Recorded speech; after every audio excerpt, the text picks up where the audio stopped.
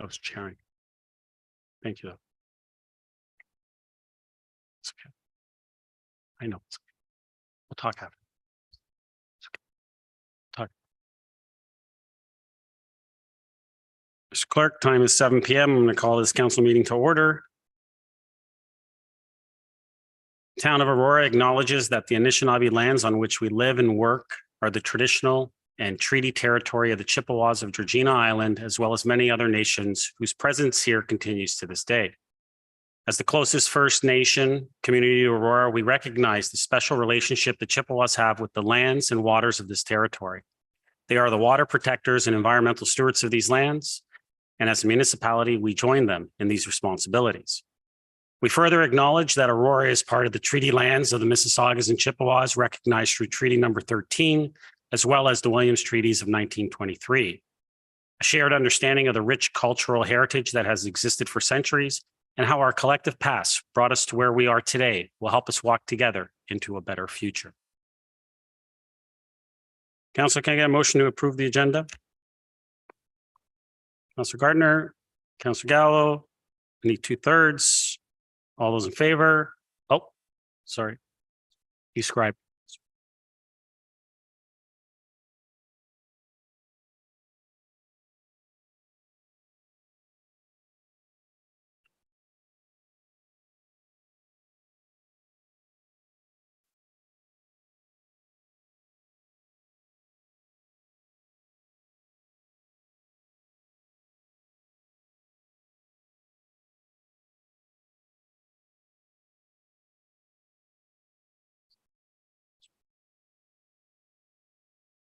Councillor Gardner?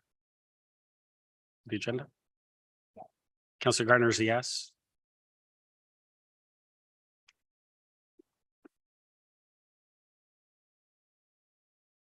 That carries. Any declarations of pecuniary interest? Seeing none. No community presentations, delegations. We have 5. First one, 6.1, Peter Smith, resident, regarding item 9.1. Mr. Smith, welcome. 5 minutes and the floor is yours.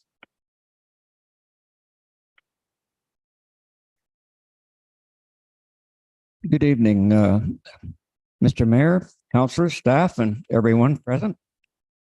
My name is Peter Smith, and I've been a resident of Aurora for over 50 years and have witnessed many changes. During that period, I've delegated several times, but never before on such a crucial and pivotal issue. Before beginning, I'd like to confirm my request for additional time to speak. That would be council's decision, but Mr. Smith, if you get to the 5 minutes, we'll deal with that procedurally. All right, thank you. Tonight, I would like to address Aurora's housing target pledge and the strong mayor powers. Like many others in town, I'm alarmed by what is happening. Aurora is on the verge of a council decision that will have unparalleled significance in the history of our local governance. And tonight's decision will undoubtedly shape Aurora's future growth. Excuse me. But first, some historical information. Last October, the More Homes Built Faster Act was passed to support Ontario's Bill 23 to help build 1.5 million new homes in Ontario by 2031. And 29 municipalities were assigned housing targets. Aurora was not included. In June of this year, that list was expanded to include an additional 21 municipalities. And Aurora was part of that list and was assigned a housing target of developing 8,000 new units by 2031. In my opinion, housing targets of 1,000 units would more than double Aurora's historic level of growth. That's annual growth. On September 15th, before a council's decision on the housing target pledge and ahead of tonight's meeting, when further critical information was scheduled for presentation by legal and planning staff, the mayor took it upon himself to sign a letter of commitment to pledge the 8,000 units. Why was this so important? The prime reason was that the municipalities that pledged the assigned housing targets in writing by October 15th would also be given strong mayor powers. Last year, when Bill 23 was introduced, the bill excluded the town of Aurora.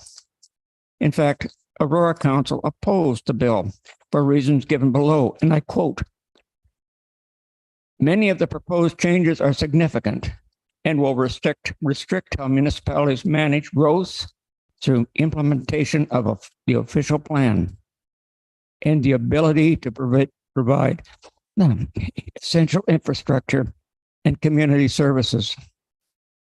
And furthermore, Aurora also opposed, and once again, I quote, "In the current state, Bill 23 will severely impact environmental protection, heritage protection, public participation, loss of farmland, and a municipality's ability to provide services, amenities, and infrastructure, and negatively impact residential tax rates."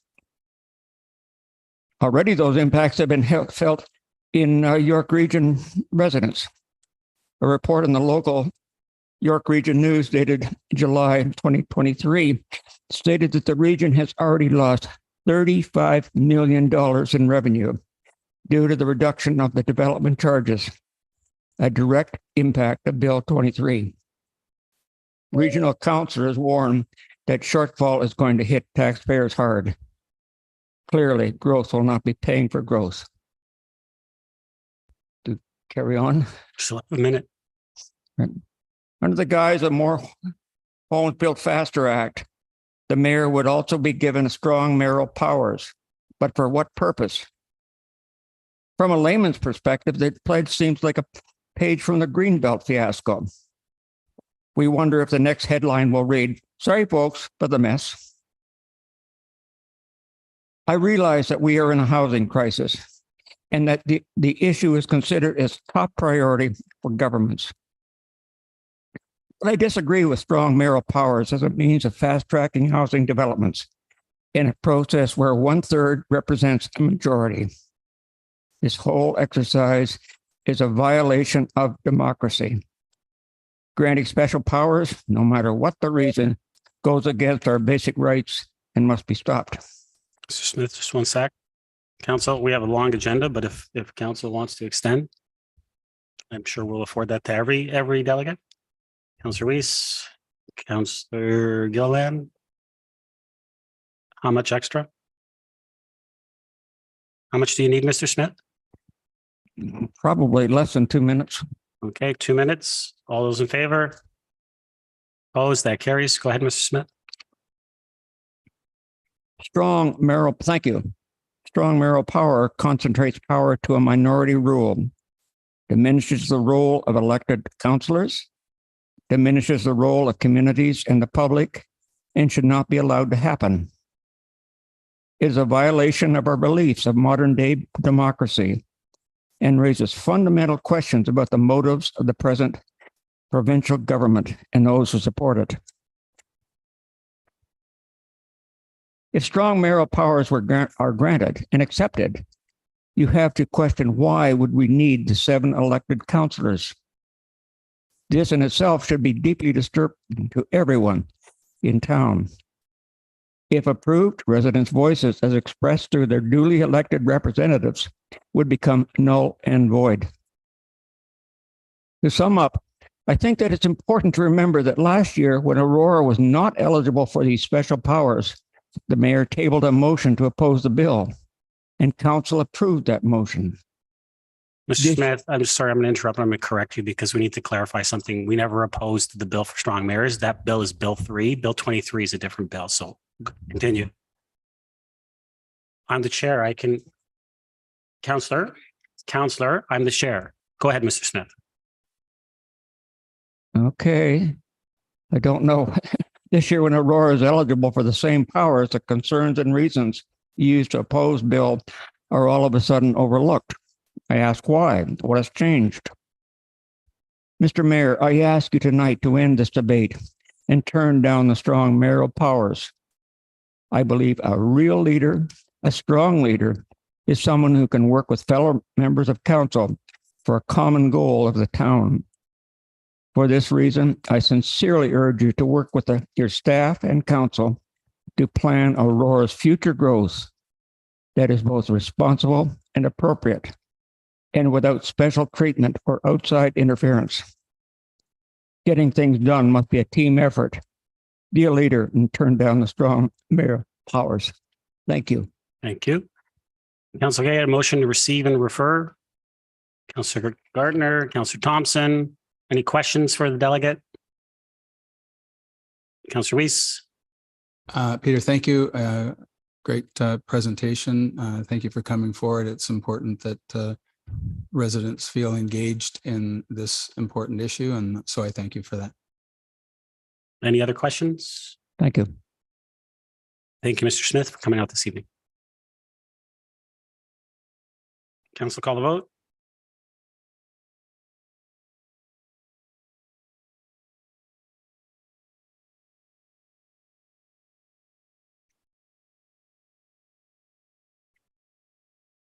Councillor Gardner?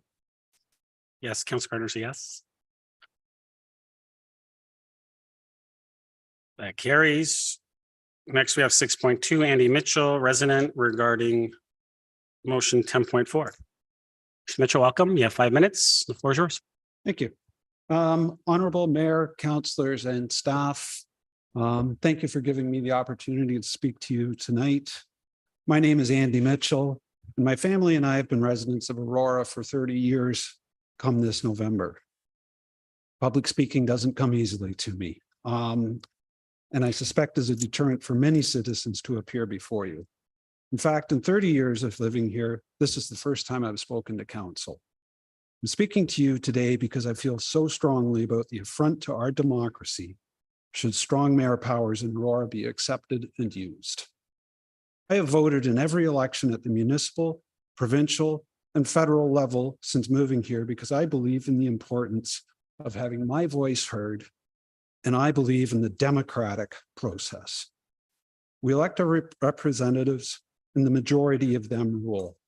The town has an elected mayor and 6 councillors who represent the people. Having major decisions made and implemented by the minority, overriding the majority of councillors representing the majority of the people is not democratic.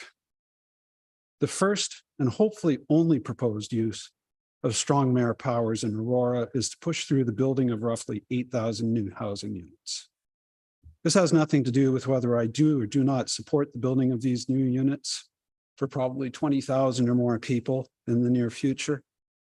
Everyone acknowledges we have a dire housing situation. However, there is much which must be investigated before signing on to such a commitment. Do we have the land to build these houses and still build the facilities that we need to support them? Are we going to be able to build the number of schools that we need in time to educate the children coming in? Are we going to be able to find 16 or 20 new family doctors that we're going to need? Is South Lake going to be able to handle the additional strain on their resources? Sewage, water capacity, building and funding of new rec facilities for 20,000 plus units. The impact this is going to have on our spending and taxes to build all these upfront costs or facilities. We need to ensure that that impact on the town finances is not catastrophic. I could go on, and there's a lot more to consider. I'm sure you're already aware of these and many other factors that must be taken into account. But this is too big a commitment to rush into. We need the input, backing, and support of all council members. Giving the power to make this commitment to the minority is wrong. Merriam-Webster defines democracy as government by the people, especially rule of the majority. Strong mayor powers by definition are not democratic and go against the very core of the democratic process. They are not right on any level. The housing commitment is only the first case. Who knows what else there will be? This erosion of democracy scares me. It is a slippery slope when we ignore democratic process for the sake of political expediency. The provincial government can grant the town of Aurora strong mayor powers, but you don't have to use them. Please don't give up your voice and the voice of your constituents. Thank you. Thank you, Mr. Mitchell. Can I get a motion to receive and refer? Councillor Gallo, Councillor Thompson, any questions for the delegate? Seeing none, Mr. Mitchell, thank you very much for coming out this evening. Call the vote.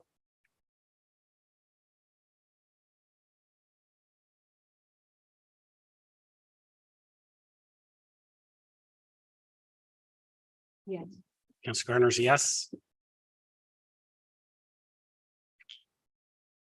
That carries. 6.3, Steve Fleck, resident, regarding motion 10.4. Mr. Fleck, welcome. You have 5 minutes and the floor is yours.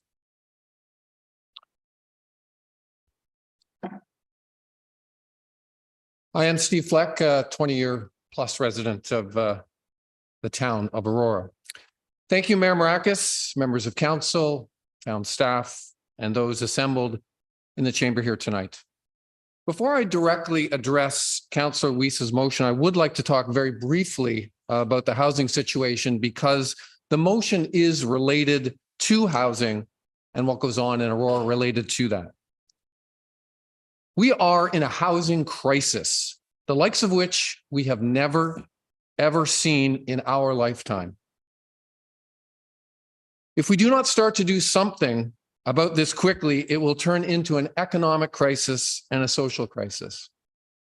There is already data out there supporting the latter two things that are already starting to happen in our community and elsewhere in Canada. We do need more housing of all kinds for all people built ASAP. Now to Councillor Weese's motion. With no due disrespect to you personally, Mayor Mrakas, the granting of to the full extent of the so-called strong mayor powers to you is a travesty of democracy. It would eliminate one of the most fundamental principles of our system of democracy, parliamentary and government procedures, that in all situations, a majority shall rule, and that majority shall be respected. If we don't have that, what do we have? We'll be way out on a very slippery slope where a minority of people would have the ultimate say over the majority. That is undemocratic and completely unacceptable to me. Thank you. Thank you, Mr. Fleck. Council, can I get a motion to receive and refer? Councillor Gilliland, Councillor Gardner. Any questions for the delegate? Seeing none. Thank you, Mr. Fleck, for coming out this evening. Call the vote.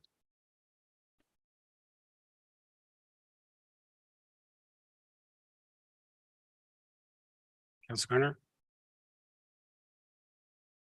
Councillor Gardner's yes. That carries. 6.4, David Hurd, resident, regarding motion 10.4. Mr. Hurd, you have 5 minutes and the floor is yours.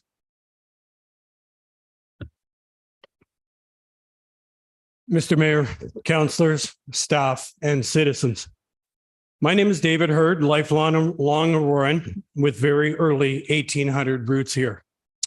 I feel my distant relatives, many who were community builders, are now spinning in their graves.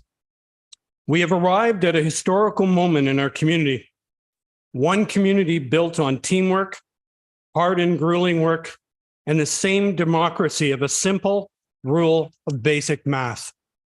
A majority will shape our town. Mr. Mayor, you have previously shared that you would not use strong mayor powers. I am here to say my reason for coming is I feel our local democracy has already been challenged before now. I sit on our Heritage Advisory Committee, this portion of the term. I also did 2010 to 2014. Changes to our terms of reference have our resourceful and knowledgeable committee members who now basically we just make comments. We don't make motions.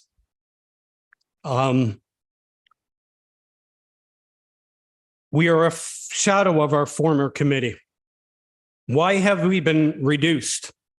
Our community been reduced this way? and it's very challenging for our committee with Bill 23. Also, I recently watched a Community Recognitions Awards meeting. I watched the meeting. Discussion was being held about the ethics, in a word, of changing nominations. So I'm paraphrasing. So a community member who may have best knowledge of another citizen nominates using their right to nominate, and it's changed. Why are terms of reference and structure, community input, and democracy being altered in a way that does not best represent our town's voices and rights? Finally, I would like to ask why our terms of reference are being stretched so much that minimizes community input. Recently, I looked at our committees and I was surprised to see that under terms of reference, boards and committees, I understand an individual can sit on one board or committee. And I found an individual sitting on 3 and a couple sitting on 2. That will, without a doubt, reduce community input and not giving the opportunity to all good qualified people to join the team. These examples show a deterioration, I believe, to our democracy. This now should be a period, I believe, of bringing this community together, not divisiveness, not reduced voices and reduced involvement, but inclusivity and open transparency. One Aurora decided by a majority, decided by many voices. To utilize strong mayor's powers is not how Aurora has ever been, should be, or I hope will ever be. A democratic Aurora should remain. If history is altered, I ask that all citizens remember this day at the polls. We have seen and heard chatter at councils of 4 to 3 votes and 3 to 4 votes, one side, one stance, other side, another stance, frequently in my recall. That doesn't matter to me. I would love to see the day of hardworking, team research, evidence-based, great concepts and ideas, plans tabled so good that everyone agrees. Maybe 7-0. 3 to 7 rules, not so much. To me, this is simple. It's not democracy. Mr. Mayor and all councillors, please do the right, ethical, community-minded thing. Thank you for this. History awaits your decision. And I'd like to lastly add, hey, haven't we been boasting on Town of Aurora t-shirts and sweatshirts and mugs? Our community includes everyone. Everyone. And that should be included in our democracy. Thank you. Thank you, Mr. Hurd. Council, can I get a motion to receive and refer? Councillor Kim, Councillor Thompson. Any questions for the delegate? Seeing none. Thank you, Mr. Hurd, for coming out this evening. Call the vote.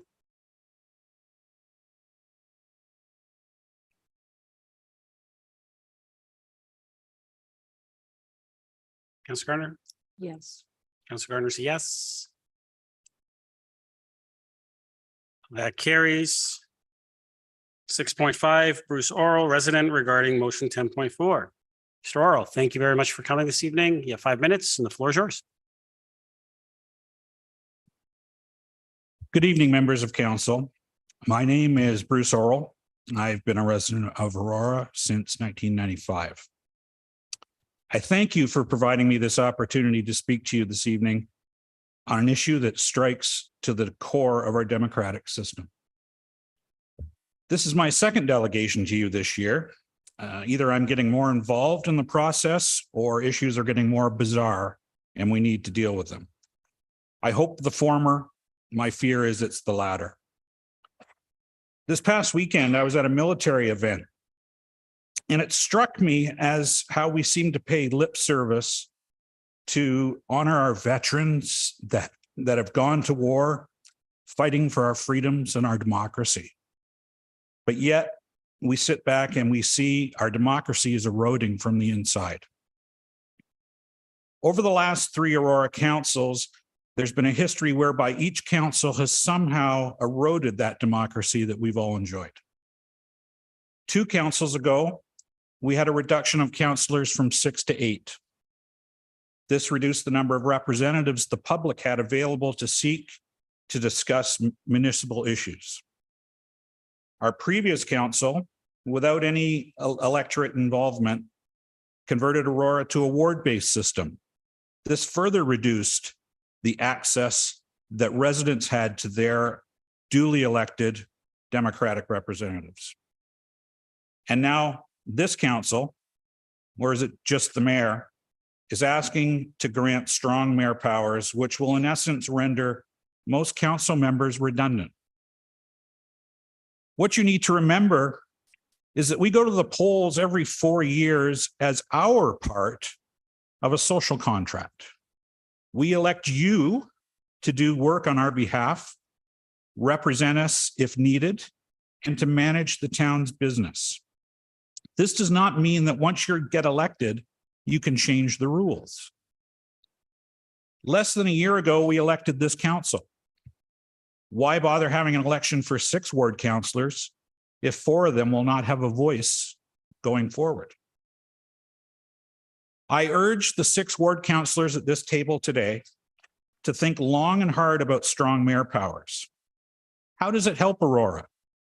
More importantly, how does it help foster a democratic process that we have fought wars to protect? How do you feel less than a quarter through your current mandate, essentially giving the power to one person as long as he can have 2 of you to agree with him? Finally, 3 years from now, when you are knocking on doors seeking re-election, how are you going to stand on a record of performance when you are, for all intents and purposes, a rubber stamp for the mayor? Most of you around this table have been party to the council changes over the last 3 councils. This is your opportunity to stop this madness. Do not allow strong mayor powers. We did not vote for this. Thank you. Thank you, Mr. Orrell.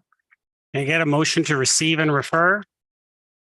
Councillor Gardner, Councillor Thompson, any questions for the delegate?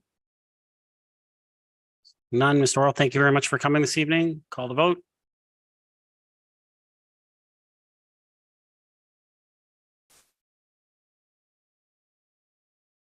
Councillor Gardner is a yes. That carries. It's consent agenda. Are there any items on the consent agenda that anyone would have any questions? Otherwise, I'll ask for someone to move approval of the consent agenda. Councillor Gilliland, seconded. Councillor Thompson. Not seeing any questions, call the vote.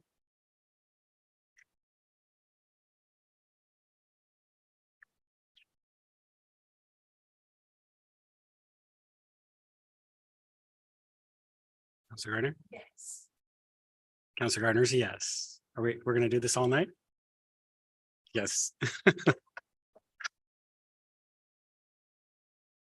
That carries. Standing committee reports. I'm asking for anything that any items that are want to be pulled from the standing committee reports. This also includes 8.1 and 8.2.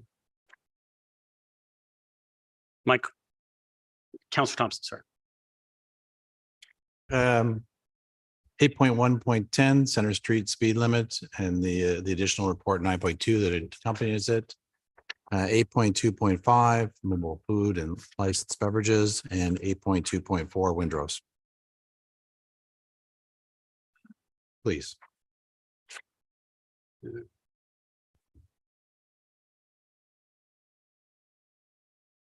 Okay, and I'm gonna bring 9.2 with 8.1.1. Anyone else? Councillor Weese? Right. Anything else?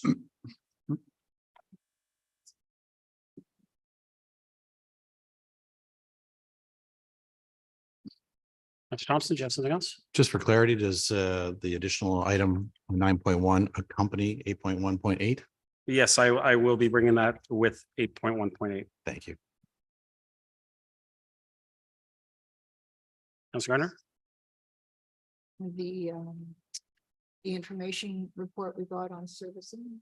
That is going to be with 8.1.8 was pulled, which was the municipal housing target pledge. that'll And be- so we're going to do them combined because they're related to each other.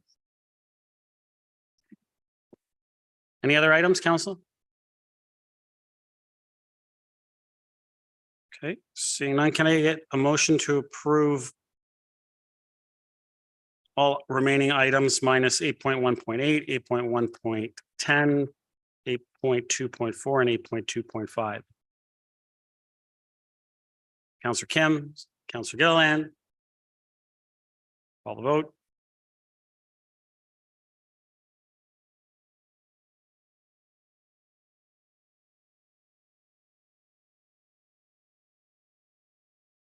Councillor Gardner's yes. That carries. So we'll move to 8.1.8. This will also include 9.1.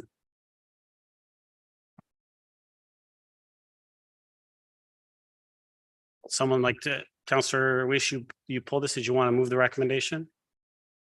Thank you. Can I get a seconder? Councillor Gilliland, Councillor Weese, floor is yours. I want to thank the delegates who have focused a bit on this. Information was useful, and I want to thank them for the work that they did on that. I think a pledge is a serious thing, sometimes referred to as a promise, and I consider a promise what we're doing here is a promise, and I don't do it lightly because a promise made is a debt unpaid. At GC on September the 5th, we were presented with the document from the Director of Planning that was labeled Pipeline to Permit, and it suggested we were flush with opportunity to build the 8,000 units identified by the province. So through you, Mr. Mayor, to Mr. Ramuno, I see there are 979 units identified in this report that were in pre-consultation. Can you describe what happens in pre-consultation so we get an idea of what that means? Mr. Ramuno? Certainly, through you, Mr. Mayor. So our pre-consultation process is an actual regulatory process that's identified in the Planning Act, and we've got similar policies in our official plan where an applicant or a landowner wants to present a future development proposal. There's a process that they go through. There's a application form they submit prior to submitting a formal submission with all the background studies. And really, it's for the purposes of sitting down to understand what our policies are in our official plan, other council directives, as well as what's involved in submitting a formal application. We go through a list with our various departments and agencies around the table in most cases to identify what needs to be submitted in way of background studies. So that's the first step. And we've listed 8 or 9 of those, what we see as applications that have some merit, which we may see in the near future. Great. Councillor? Thank you. Also, you have in here under review by town staff, there are 3,650 units. And I asked through you again, Mr. Mayor, to Mr. Ramuno, what does under review mean? And in particular, I'm interested in one of them that has 2,705 units that are there. And could you tell me how long we've had that on the books? Mr. Ramuno? Through you, Mr. Mayor. So that list of under review, those are actual formal applications that have been submitted to the town, and they've been with us. We've started the public planning process in most instances. The one in particular, which is the Stronach Group application, which was submitted back in, I believe, 2017, a plan of subdivision for the development of the 100-acre portion of Mr. Stronach's property along the south side of Wellington, east of Bayview. And I'll just add again that secondary plan for that application has land use permissions for a variety of mixed uses and medium residential uses. Councillor? Thank you. We also have 1,856 under review with the OLT, but I guess it's because we felt they didn't meet the requirements of the official plan and the builder's appeal, and no doubt will appeal, and no doubt these will be approved in some form. Likewise, in your report, you have 838 that have been approved by the OLT under the same circumstances. So I have no difficulty with that. The town has approved 1,175 applications according to this document. And I'll remind everybody that what gets counted towards a pledge are not approvals, but they're actual building permits. And those building permits are provided through an application.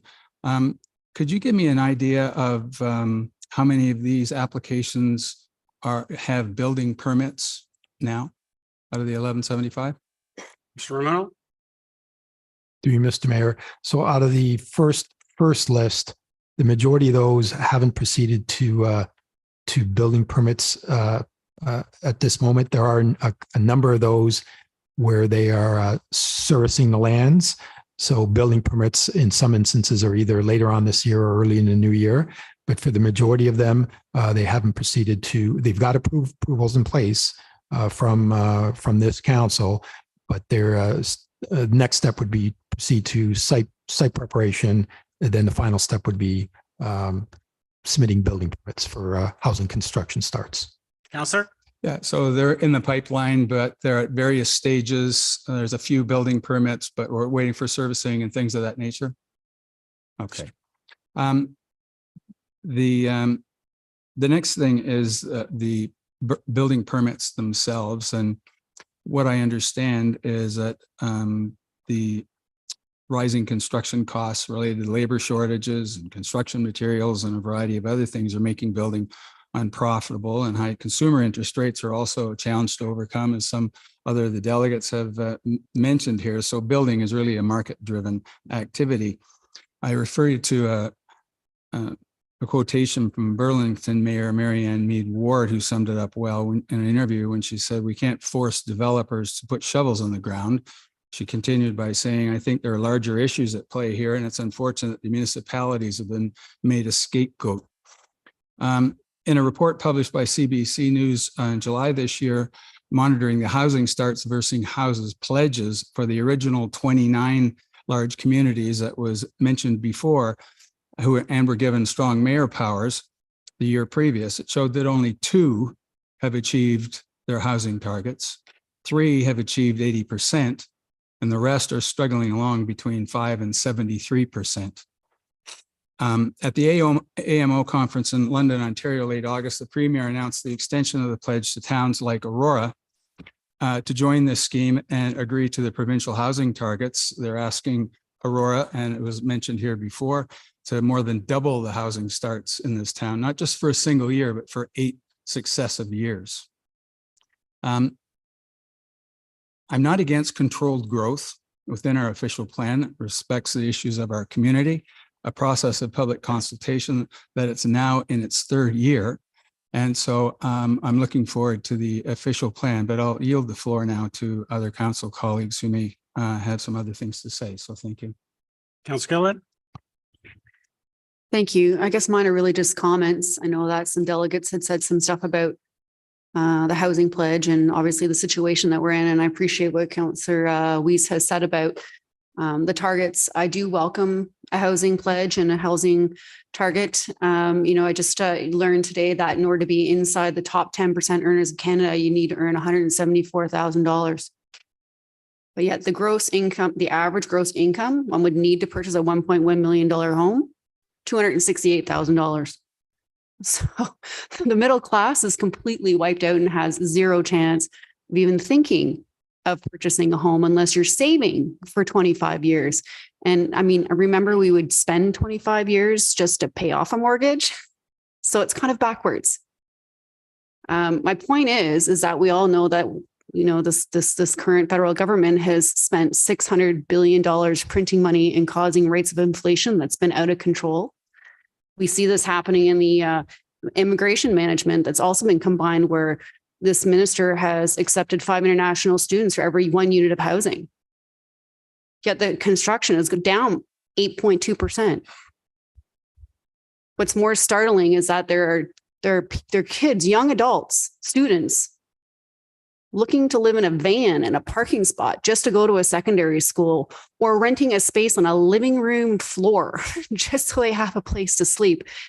We can't be doing this, but we can try to fix this by building some new homes like we did in the 80s and giving more choices and more attainable, affordable choices. And this is the first step that we can do as a municipality. I think it's really unfair that people are taught to go to school, work hard, graduate, then go off to work and earn a respectable income. People aren't even able to prosper by their hard work just for the basics of food and shelter. The sad reality right now is that 9 out of 10 young adults don't even have a wishful thinking that they're ever going to own a home, rather live in their parents' basement indefinitely.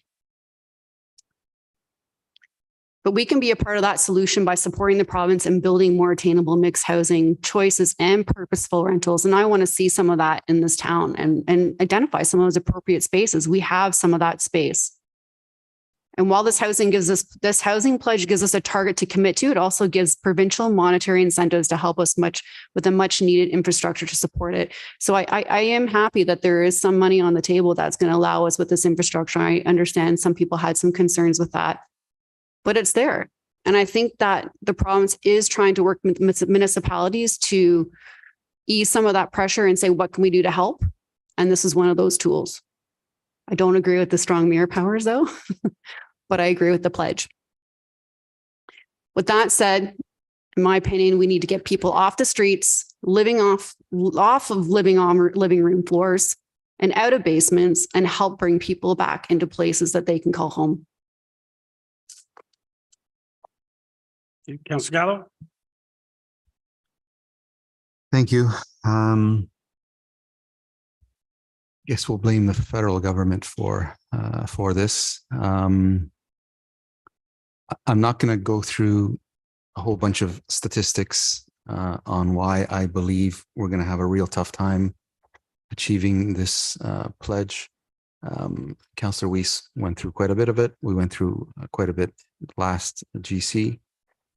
And there certainly are arguments that if you don't agree, if you don't vote for this, you're potentially leaving money on the table because the province is waving this carrot in front of us. And I have a big issue with the way the province has conducted themselves, I believe irresponsibly, because I don't believe that, or rather I do believe that this pledge is inherently connected with strong mayor's powers. If this council was steadfast and voted at least 6 against this pledge, I would find it hard to believe that the mayor would go and accept, even though he already has technically strong mayor's powers. I'm fully willing to leave money on the table because, first of all, I don't believe we're going to hit the 80% mark. I believe that we're responsible enough that we're going to conduct ourselves in a way that we can manage growth the way we want to manage growth. And if that's irresponsible, well, I stand behind the entire Newmarket Council and Mayor as also being irresponsible. And I would challenge anyone to suggest that that's what they are and other municipalities in Ontario. So I won't be voting for this, although I would have been happy to vote for this and happy to push through reasonable, responsible developments in this town to deal with a significant issue of housing. But to suggest to me, even if it's not legally connecting the housing pledge with strong mayor's powers, I simply can't do it. And anyone voting for this, I'm sorry to say that you are, while not legally, because the only caveat is the head of council voted, or at least had a process to follow to accept strong mayor's powers, and the province, in my view, was in error and should have had council separate these two and vote for them separately. And if that was the case, I would have been fine with voting for this, and we do our best to achieve those goals, but it's not. These two are inexplicably linked, and I won't be supporting this. Councillor Gardner. Thank you. I'll try not to repeat what my colleagues have said.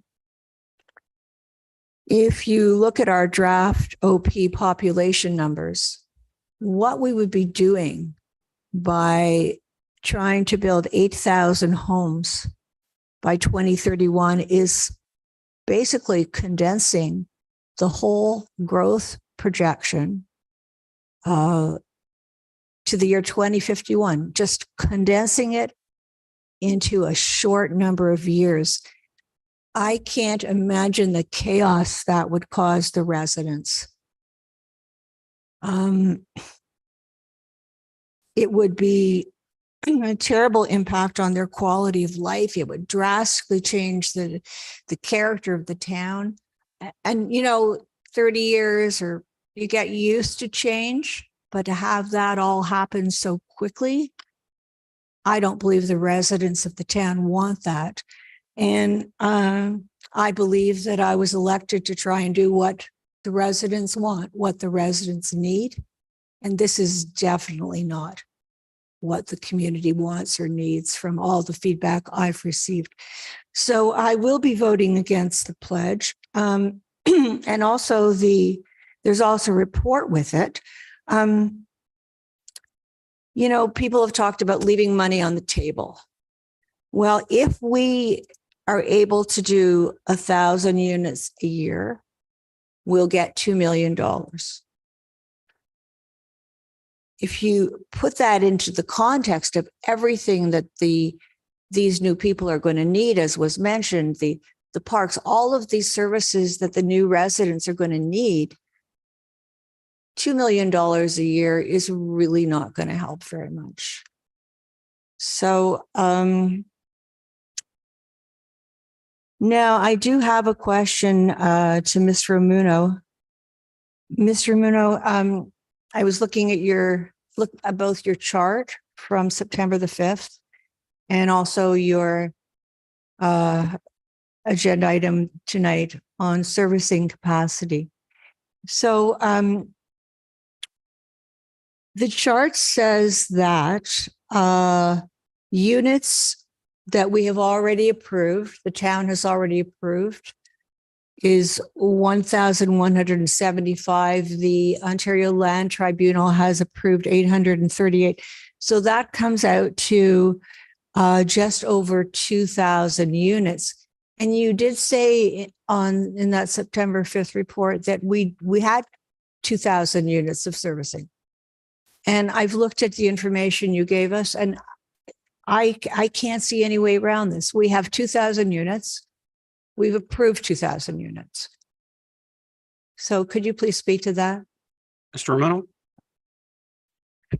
Through you, Mr. Mayor. So the report for council, the additional information report on the servicing allocation update identifies, well, it's twofold, provides a breakdown of the 8,000 units, and that's Appendix 1. Appendix 2 is essentially the servicing allocation update. It lists the applications that council's already committed or assigned allocation to. And I think the best chart is really on page 5 of 9 in the report. And we started with the baseline, working with the region back in 2018. We had approximately 10,000 persons worth of allocation, and we're dealing with persons. That's how the region is allocating to the municipalities. And so we have, since that time, council has committed or assigned servicing allocation to a number of applications that totals 3,747 persons equivalent. So that's been committed. And so what is left is approximately 6,300 persons equivalent of allocation that can still be used or with construction starts. So Appendix 2 lists all those applications over the past number of years since 2016, where council has allocated or again assigned 3,747 persons worth of allocation. And those are developments in in the majority of those cases, just about all of them, housing starts have commenced. So building permits have been pulled on just about all of those except one or two that are still finishing final phases. So what is left for council to allocate from our reserve that's been assigned to us from the region is approximately 6,300 persons worth of allocation. And a number of that has been already allocated to some of those applications on appendix 1. Essentially, the first two columns or charge sections, those applications approved by the town, those approved by the OLT, totaling about 2,000 units worth. They have been allocated, and that's approximately 4,400 persons equivalent. So we have approximately 2,000 persons left that council can assign. The regional staff is working on another capacity assignment report that they'll be presenting to regional council that will assign additional capacity to the 9 municipalities, and that's something that they undertake every 2 or 3 years. Councillor? So are you saying the long and short of it is that for the 2,000 units, that the 2013 units that are going to be built, that how much, just for those units that we've already approved, how much servicing capacity are they going to need? Mr. Romano? And the majority of them are not apartments or condos, which that calculation from the census is 2.5 people per unit. Mr. Mayor, just to be clear, if council, you're referring to the those applications on Appendix 1 approved by the town and approved by the OLT? Councillor? The chart from September 5th. Mr. Romano?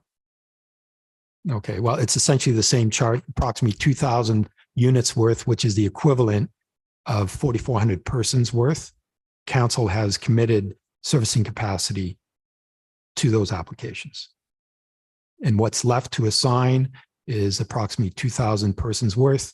And as we identify in the report, and we vetted this with the regional staff, we've got a good 3-year supply on hand, a supply of capacity to achieve our 3,000 units over 3 years. If again, we meet the 1,000 units per year, we've got sufficient capacity for a minimum of 3 years. As I mentioned, we'll see a report from regional staff this fall, assigning additional capacity to the local municipalities. Councillor? Yeah, I've been over the numbers backwards and forwards, and I can't really see how that works out. I'll think about it till my next turn to speak.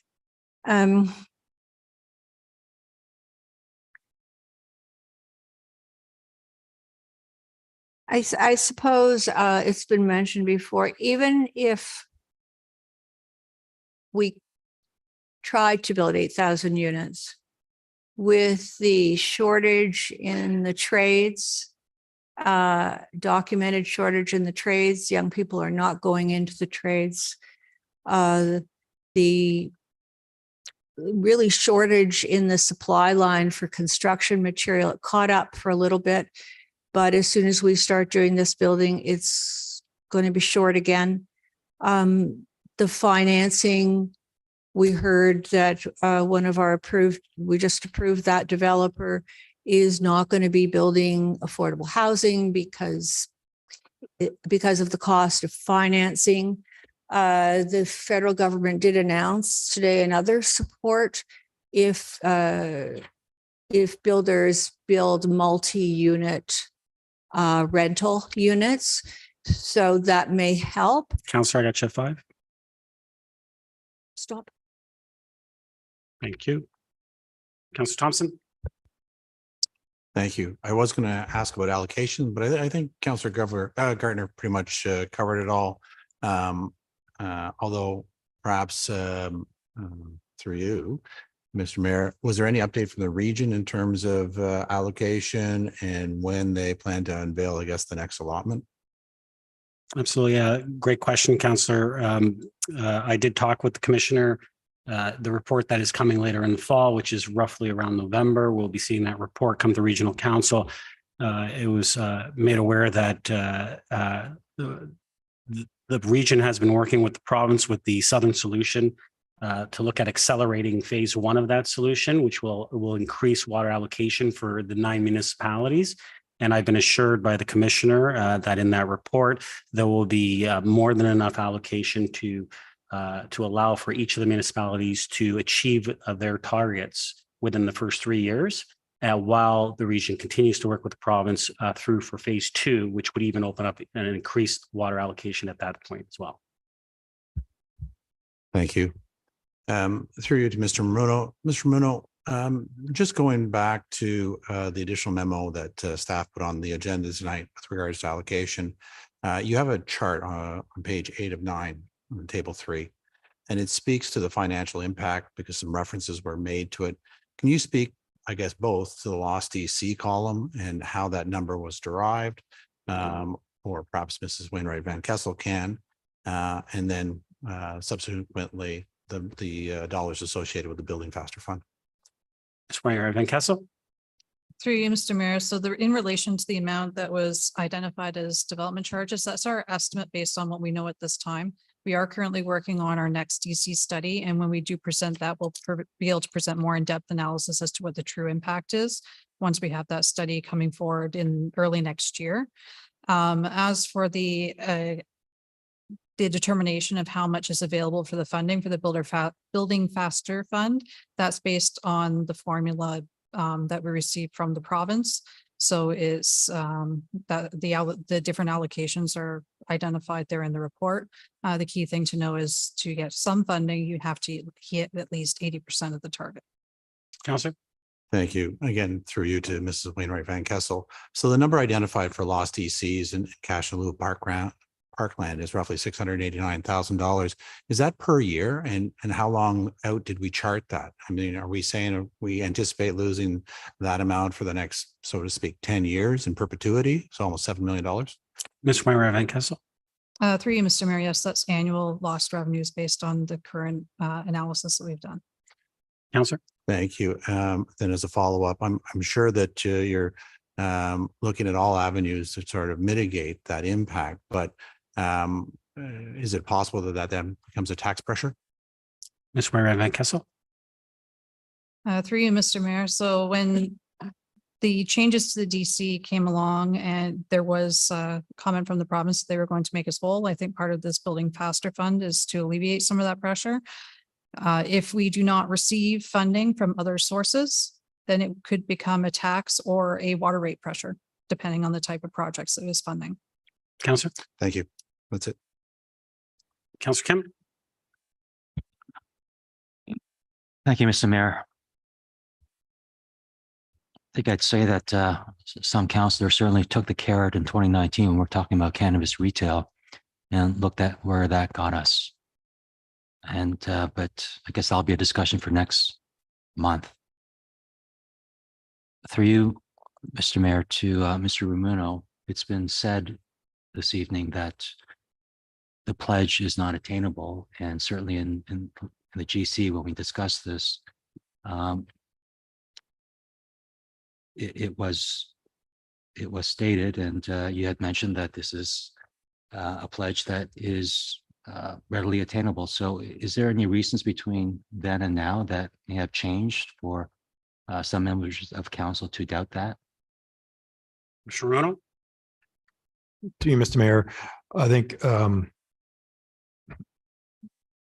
what I can say on that is, and I think I mentioned this in the past, I mean, the majority of these applications listed in these charts are applications that have been are on lands that are already designated for the most part within our official plan. And a lot of that policy work and planning went back to 2010. So I think I can only provide sort of a couple examples where we have gone through some significant growth spurts. Our last sort of secondary plan area, the 2C area, just west of Leslie Street, when that secondary plan was approved in 2010, 2011, those subdivisions were approved within a year or two. And we saw 2 record years of 1,100 units, majority single detached units built out basically in 2 years, 11 and 1,200 units in 2013 and 2014, I believe. So based on the applications that we have before us, especially the dozen or so that have been approved by the town already, out of those 12, 7 of those are proceeding to site servicing. So we will see building permits pulled on the majority of those in 2024. I have identified, as many municipalities, a couple of constraints in the reports in that all council can do is, make decisions on applications that you feel have merit or in keeping with our policies and our official plan vision. It's, one of the constraints is, number one, we've mentioned servicing, but as I've identified, we've got sufficient servicing for a minimum of 3 years. The other one is the timing of the market by the developers, and that's out of our hands. All I can say is that we've got 6 or 7 applications that are being serviced as we speak, and permits will be issued, will be pulled on majority of those sometime in 2024. Councillor?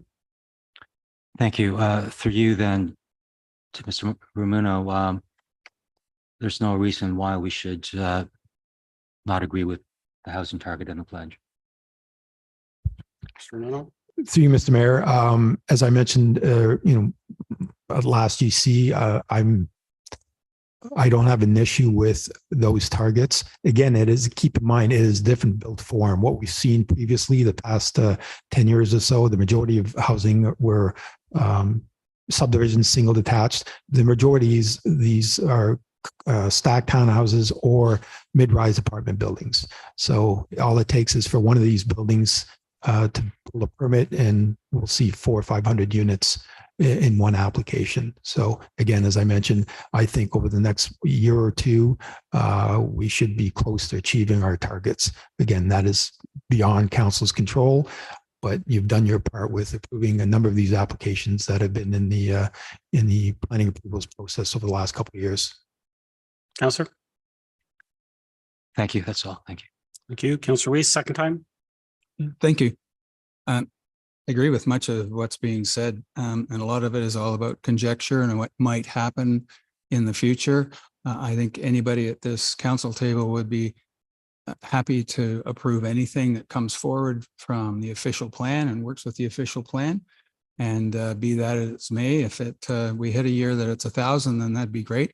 I will tell you that I did some of the research. I think the last one was 2016 when we had over 1,000, and you identified what that is. But what we're talking about is 8 years solid of that banner year. And I just don't know whether it's going to happen, but I don't have a crystal ball any more than anybody else here. I support what is needed and affordable. Yet I don't see anything in this pledge that remotely discusses the need or a strategy for purpose-built rentals or condos or single-family residences that are affordable.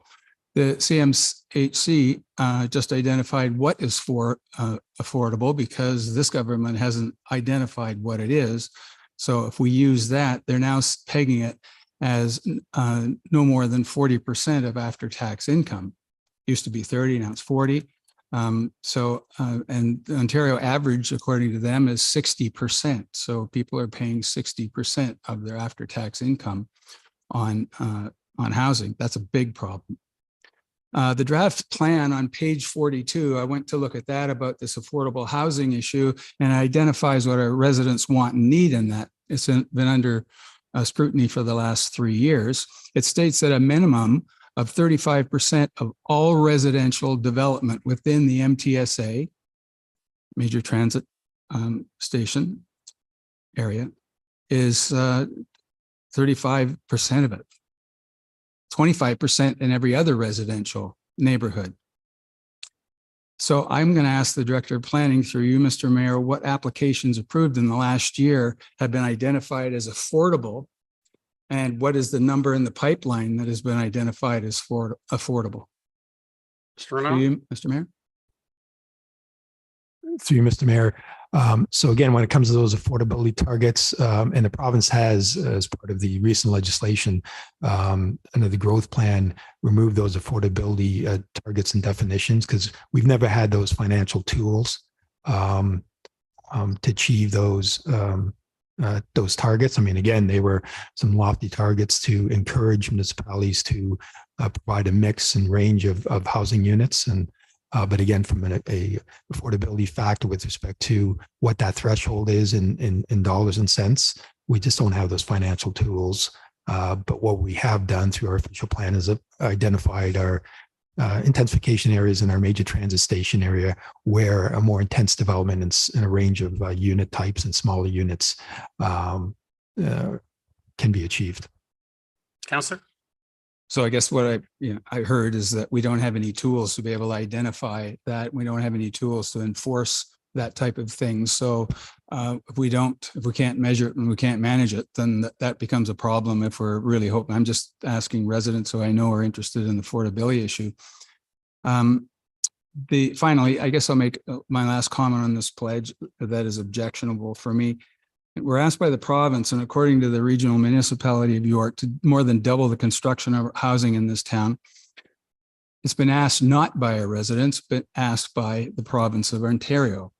And they're dangling a build fund in front of us that states that we could get up to $2 million. And who doesn't want that if we happen to achieve those targets, or we achieve 80% of the targets? I'm sure many are familiar with the biblical reference I quote when I call this 30 pieces of silver offered by the provincial government for us to build, and build more. I object to it, and I'll never support anything that affects our local municipal control. Councillor Gilliland, second time. Thank you. Just listening to all the comments just made me, I guess, think about a few things. Last year in Canada, we accepted 1.2 million people. And in Toronto, the crisis is so bad that the mayor actually asked the residents to take people in because they're on the street and under bridges. I don't know, Mr. Mayor, I don't know. Did you want to start asking residents to take people in? Sorry, you don't have to answer that. When I was knocking on doors, I was just shocked to kind of hear some comments. When I was knocking on doors during this election and during the pandemic and between times that it was considered acceptable in between, because that's something I did just to kind of keep up with the community and see everybody was feeling, because it was a very stressful time. And I had a survey. Some of you may have filled it out. It had a QR code on it. And I was able to make some good policy change out of it. But the number 2 top concerns, the data that I collected, was mental health and affordability. And those conversations around affordability, as they were uncertain about their future and their financial stability, and also for the future of their children, where they were going to be. And this was in 2020, 2021. And here we are in 2023. And we're in this housing crisis situation where we could see the writing on the wall, and we have kids living in basements like no tomorrow. And for this election, it seemed like everybody that had a young professional in their 20s that were in their first job, good wages, they're at home living in the basement. So yeah, we do need this kind of housing, and we need to be responsible and try to encourage some type of housing. So yeah, the question is, what is affordable housing? Totally get that, Councillor Weese. Yeah, thank you for bringing that up. I don't disagree. Unfortunately, I believe that when it comes to affordable housing, we're looking at different types of housing like mid-rise, condos, rentals. Long gone are the days where we are having a single family home as our first home. Maybe some prices will come down where they could afford a stacked townhome, but even that seems unaffordable, as I had mentioned earlier. So yeah, we do need to look at this housing pledge seriously and look at areas in the MTSA and intensify. So we have to find that balance. We may not all like all this growth. We may meet this target, we may not. But the reality is that we're having this conversation. There's some incentives in place. So whether we meet them or not, we still have this objective and goal to build more housing. And yes, there are some monetary incentives for a municipality. There's also monetary incentives for developers as well to build purposeful rentals. That is available to them. And hopefully, collectively, we can start doing something to move forward, to start putting shovels in the ground. And I think this is the first step. Thank you. Councillor Gallo, second time. Thank you. I don't mean to smile or laugh, but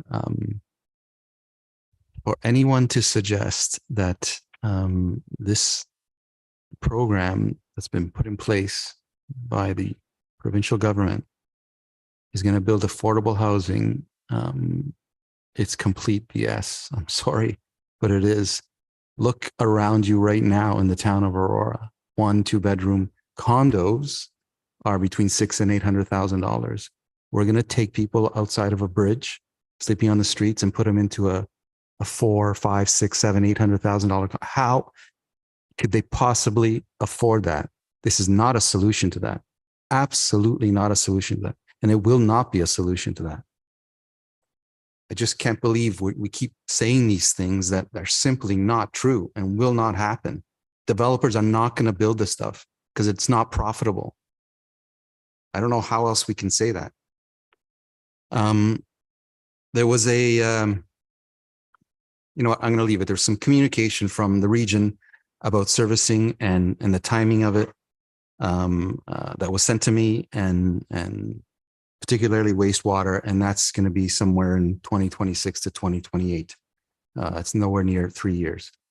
We're going to have a serious problem if we start approving that amount of housing, because we won't be able to service them.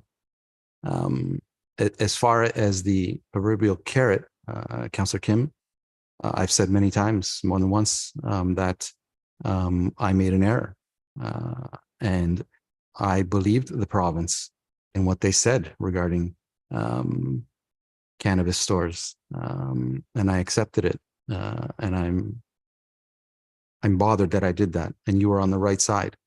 We now have a carrot, and you know, I've learned from that, and I'm not going to make that mistake twice. And you're clearly going to grab at that carrot, and your argument may be that these are very two separate things, but I'll repeat just so in case I wasn't clear. This pledge is linked to strong mayor powers, period. And that is the reason why I will not be supporting it. Thank you. Councillor Gardner, second time.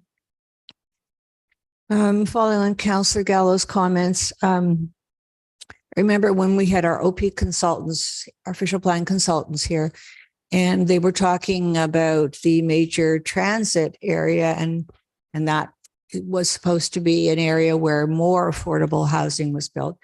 And I asked them how that was going to happen. And they said, well, the developers have to want to do it. Well, the developers don't want to do more affordable housing. So we do. The housing that we're going to get here is not going to be affordable for our children. Yes, it would be great to have our kids live near us, but this is not going to provide the solution.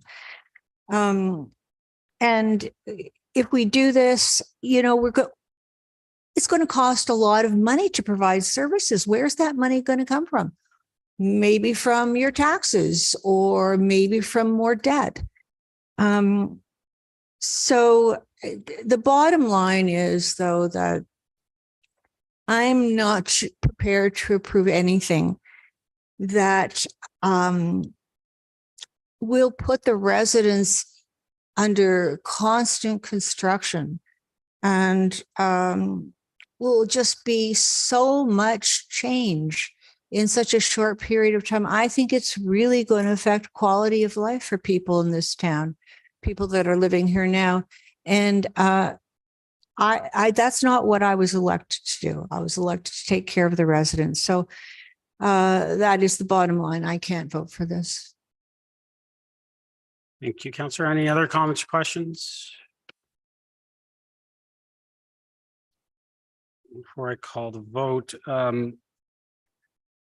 we often hear the word affordable being thrown around. We hear it around this table, we hear it around the public, we hear it at the region, we hear it at the province, yet no one has seemed to define it. And what I would challenge is every resident to ask every council member here, what is their definition of affordable? Is it market value or is it below market value? Because if it's below market value that you expect it to be affordable, that is subsidized housing. And then we need to have a serious conversation at this table about, you want to talk about taxes? Then we're going to be putting in everyone's money to create subsidized housing. And if that's what we're going to do, then let's do that. And let's have an honest conversation about it. But to sit here and continuously throw out the word affordable without giving a meaning to it is a false narrative being perpetrated by every elected official across this province.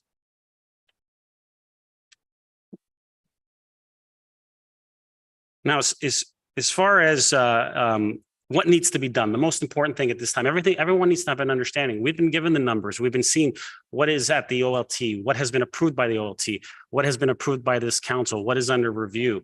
Everyone needs to have an understanding that these developments are coming. They're going to happen. And we can either say to the province that we see them coming and we're going to accept the Building Faster Fund and accept that extra funds that are going to come in to help us cover some of those costs that we might lose through those DCs that are being exempted. But still, we don't know the full extent of those exemptions in the DCs because we haven't got the full definition yet. And so could it be more? Yes. Could it be less? Possibly. We don't know yet. We don't know the full extent of that. And so the most important thing at this time is for through my conversations at the small urban mayors, as well as the big city mayors, talking to all my colleagues, is that we need to ensure that we get those building permits issued. That's the most important thing. How do we get from an application to a building permit issued? And all levels of government are working on that. As Mr. Ramuno mentioned, it's some of it's out of our hands. But the federal government has just announced the GST exemption for purpose-built rentals. It's a good thing. That's going to allow for those purpose-built rentals to be built in our community. And just to give everyone an example, one building, if the building permits are issued for that one building, 450 units. We're already halfway just from one building. It's not the same as back in 2006, 2007, when we're looking at the 2C lands, where you needed to do an entire massive subdivision to get up to 1,000. We could literally have two buildings permits issued and have over 1,000 units produced, which would allow us to achieve over the 1,000 units on a yearly basis. And I did hear that my colleague Marion Mead Ward, Mayor Marion Mead Ward from Burlington was mentioned. Well, the funny thing is to add to that, she also signed the commitment and sent it in. And so had 28 other mayors. And from my understanding, so will another 21 mayors. And so I guess what some are saying is that all 50 mayors are wrong. Councillor Kim?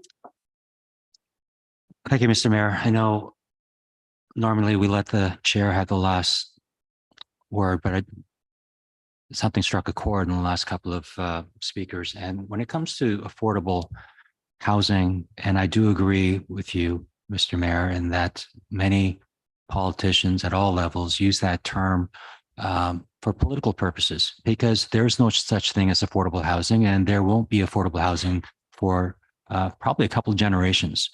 If people are really serious about affordable housing, what do? At the federal level, provincial level, you put a capital gains tax on all housing types effective immediately. And I can certainly tell you that housing will be more affordable tomorrow. If there's a political will, and if all the politicians who cry about affordable housing truly wants that, they should advocate for that and vote for that, and housing will be much more inexpensive tomorrow if it's applied today. Now, I'm not a proponent of that, and I suspect that majority of Canadians are not proponents of that either. So why isn't that kind of an oxymoron that people are advocating for public housing, and yet the very tool that will make that happen, people will not be a proponent of that? The other way that affordable housing can happen is through policy changes at the federal and provincial levels. If you had company ABC located in Lethbridge, I can tell you 10, 20,000 people will move there, and pricing will disperse from areas of higher concentration to areas of lower concentration. So those are policy decisions that can happen, that will take decades, but it will happen. But at least it's incremental and it will happen over time. And there's a goal that we can shoot for. So I just want to say that, you know, it's really tiring hearing about affordable housing when that's not going to happen from this, direction here. You know, let's make this clear that this housing pledge is not about affordable housing or making housing cheaper. It's about just simply providing a place to live. We have 500,000 people coming into Canada every year. Where are they going to go? If we let housing slip 5%, 500,000 people will come in and eat that 5%, I want to say depreciation, pretty quickly. So I don't foresee any housing affordability anytime soon. But if we, at all levels, you know, have the courage to do it, then we can make long range plans. But anyway, I just thought I'd shoot it out there. There's two strategies right there if anyone's really serious about pursuing it at any level of government. Thank you. Thank you, Councillor. I am going to have the last word. So I appreciate that. Well, then you're going to, okay, no, Councillor Thompson, you're up. Go ahead, second time. Just there was much talk about historical data and, you know, the level of build we've had over the last number of years and using that to, you know, forecast for the future. And I think what's different this time around is that both the province and the feds have both talked about implementing an initiative to accelerate growth. We're going to see more applications than we ever have in the next number of years. We're already hearing from developers that they're putting forward applications for 15-story buildings in Aurora. We're going to have our hands full trying to manage those height limits that we've had always in place in the past. And I hazard to guess how many units are just in one 15-story complex, but they're coming, whether we like it or not. The province has repeatedly rewritten the official plans of municipalities throughout Ontario in the last year. We saw in Peterborough, I think there was like 60 changes. Mississauga, they removed height restrictions in a number of areas. It's happening, whether we like it or not. When we put together our official plan, I wouldn't be surprised if a number of changes are made by the province to accelerate that growth. And so I don't think you can look at past numbers to be able to say whether or not we're going to hit it. I think we will, whether we like it or not. It's coming.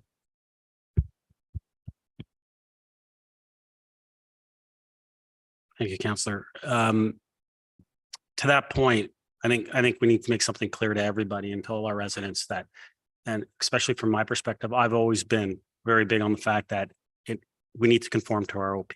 Anyone that comes in here and looks to develop, they need to conform to our OP to the best of their ability, and it needs to be in the interests of the way we want to see our community grow. And that's not going to change. That's exactly what we're going to continue to do. But as Councillor Thompson just mentioned, there is pressure from the province. We are going to see them possibly make some changes. But we're trying to sit down with them and say that we can achieve this pledge, and that's part of showing the numbers that are in the pipeline, to say that we can achieve this pledge and continue to work within within our OP, our height restrictions, our density targets, and still hit that number. All we're doing is shifting and we're accelerating instead of allowing those 15 stories, 12-story buildings to possibly come in and creep in. I don't know about the rest of the council, but I can tell you a 12-story, 15-story building is a no-go for me at any time, regardless. If someone's going to come in here and use the excuse that we're going to meet, well, we're putting this forward because we're going to help you meet your pledge of 8,000 units. That's not why we're pledging 8,000 units. We're pledging 8,000 units because we agree that there is a housing crisis, that we need to accelerate growth, that we need to increase supply. And that we're willing to do our part as a town of Aurora and stand with the other municipalities that have pledged to do their part. And we're going to do that, but we want it to be done Aurora's way. And that's always the way it's going to be. And that's always the way we're going to do it at this table. And we're all going to work together to make sure that we continue to do everything that is in the best interest of our community. Because that's what we do here.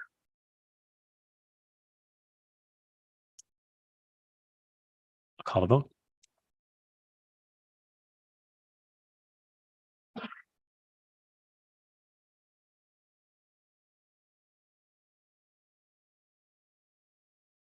Councillor Gardner.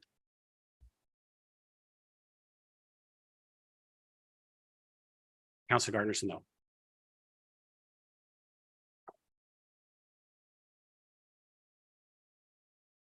That carries.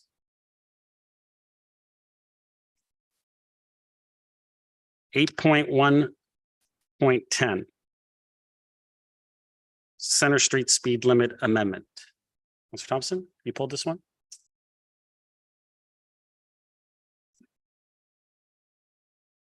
This one. Thank you.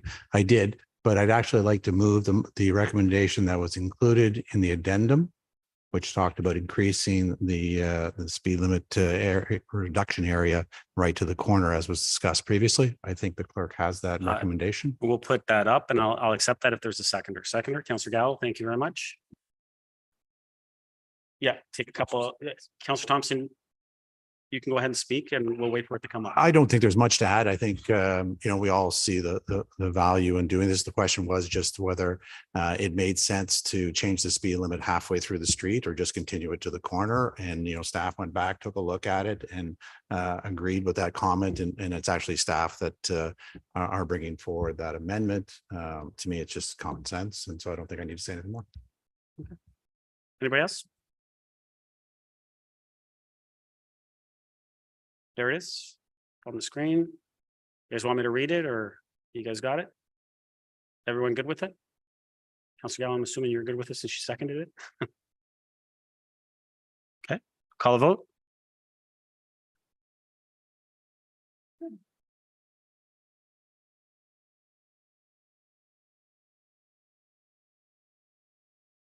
Councillor Gardner's a yes.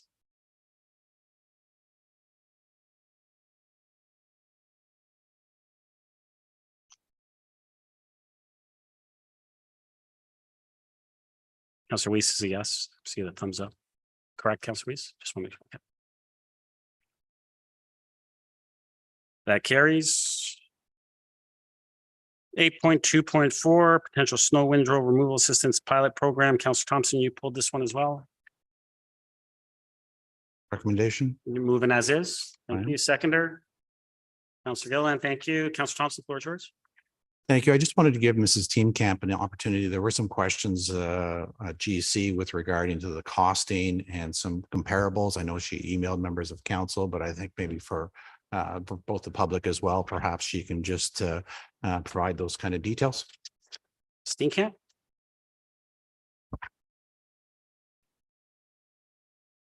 Through you, Mr. Mayor. There were questions surrounding what the impact on the tax levy could be if this program was implemented on a full-time basis after the pilot. I had secured some information from Georgina just to give a bit of a cost comparison reference for council. They currently are paying $13.20 per driveway. If that is applied across 250 driveways, for example, it would be $66,000 for 20 snow events a year. And that calculates out to 11% impact on, or 0.11% impact on the tax levy.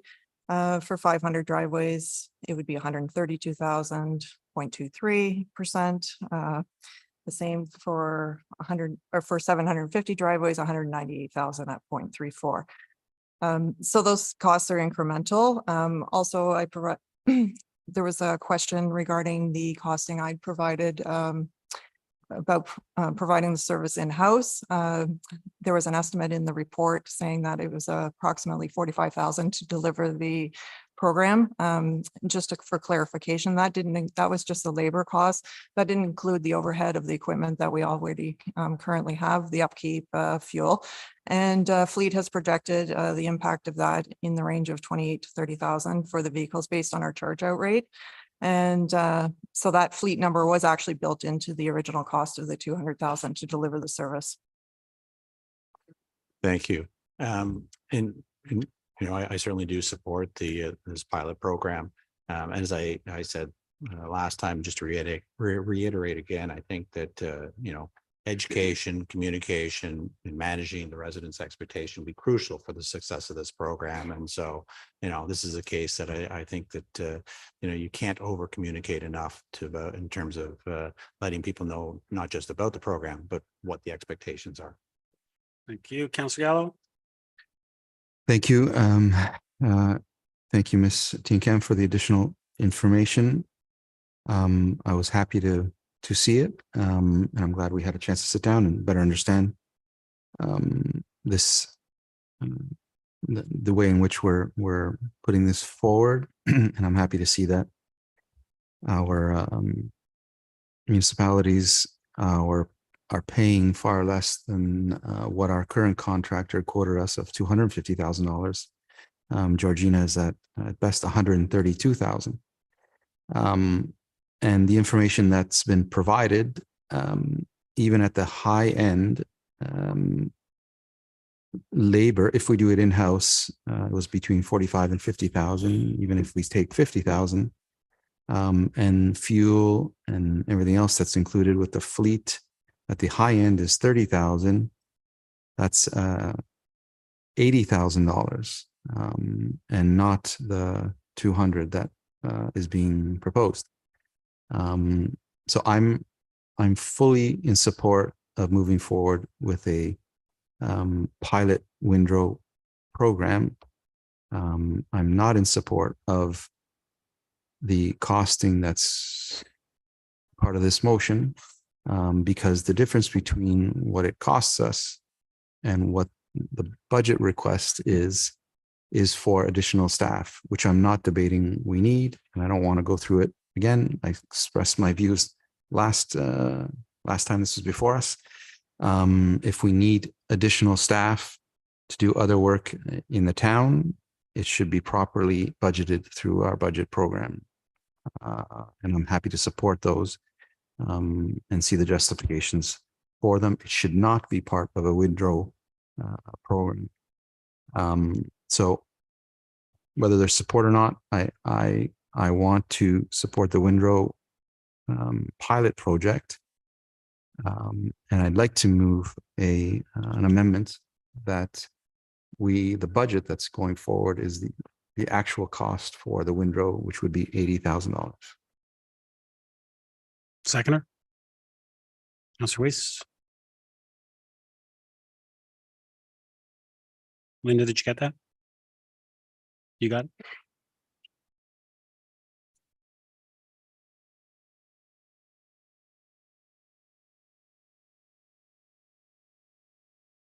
Councillor, I'm just going to wait for it to get up on the screen. Did you want to add? Just go ahead. Through you, Mr. Mayor, to Ms. Steenkamp, can we move forward with a pilot Windrow program for $80,000 as described in the additional information that was provided to us? Ms. Steenkamp? Through you, Mr. Mayor, utilizing in-house staff, which we don't have in our current complement. So the report actually spoke to securing seasonal staff. And so with those seasonal staff, we could deliver it, but not at 80,000. Councillor? Through you, what cost would it be without adding any other staff or any other services? What would it cost to deliver the service? Ms. Steenkamp? Through you, Mr. Mayor, we cannot currently deliver it in-house with current staff levels. We would have to go out for competitive bid, and that's subject to market value. So we may be able to deliver it depending on what the bid prices come in, but we may not either. Councillor? I'm sorry, I'm not following. If I didn't put this amendment forward, the motion is to do it in-house for $200,000. I'm asking, and in the report, it specified that in that $200,000, there's additional staff for other things like plowing the rinks, forestry, those types of things. What I'm trying to get to is what is the cost for us to provide this service in-house solely for Windrow? Mr. CO? See, Mr. Mayor, the challenge with trying to provide the service at a reduced cost is that it would require us to get seasonal staff who would, in essence, just sit around and be on call. Because if we're only going to use them for the Windrow program, then of course we only need them when it snows. And it's very unlikely that we'd be able to get people to make that commitment to sit around and wait for snow and then for us to call them to come in and do the work. So if you reduced it to the 40,000 in labor and 40,000 in our gas fee, it would be $80,000. But the practicality of finding people to do that work on an on-call basis throughout the winter is very low. Councillor? So then help me understand, the report speaks to the increase in budget, and we kind of used the 250,000 as a benchmark, even though we reduced it. It spoke to hiring the need for additional staff to plow our rinks, do other work. Our tree canopy needs more work. There's other stuff in town that needs help. Are we not going to, with the $200,000, be hiring those people? Or that person maybe? CL? To Mr. Mayor, yes, the extra money would be used to support the wages of those same people that are doing the windrows when they're not doing windrows. So they would then be available to do the other maintenance things. We assume that the only way we're going to get these people to commit to working, it's only a seasonal job in the first place. So the only way we're going to get them to commit to stay with the town of Aurora throughout the winter season is to offer them meaningful employment and a reasonable number of hours throughout the entire winter. In order to do that, obviously, we're going to have large periods of time when there's no windrows to do. And so we would put them to work to do some of the other things that we're behind so that we always have their utility throughout the winter. Councillor?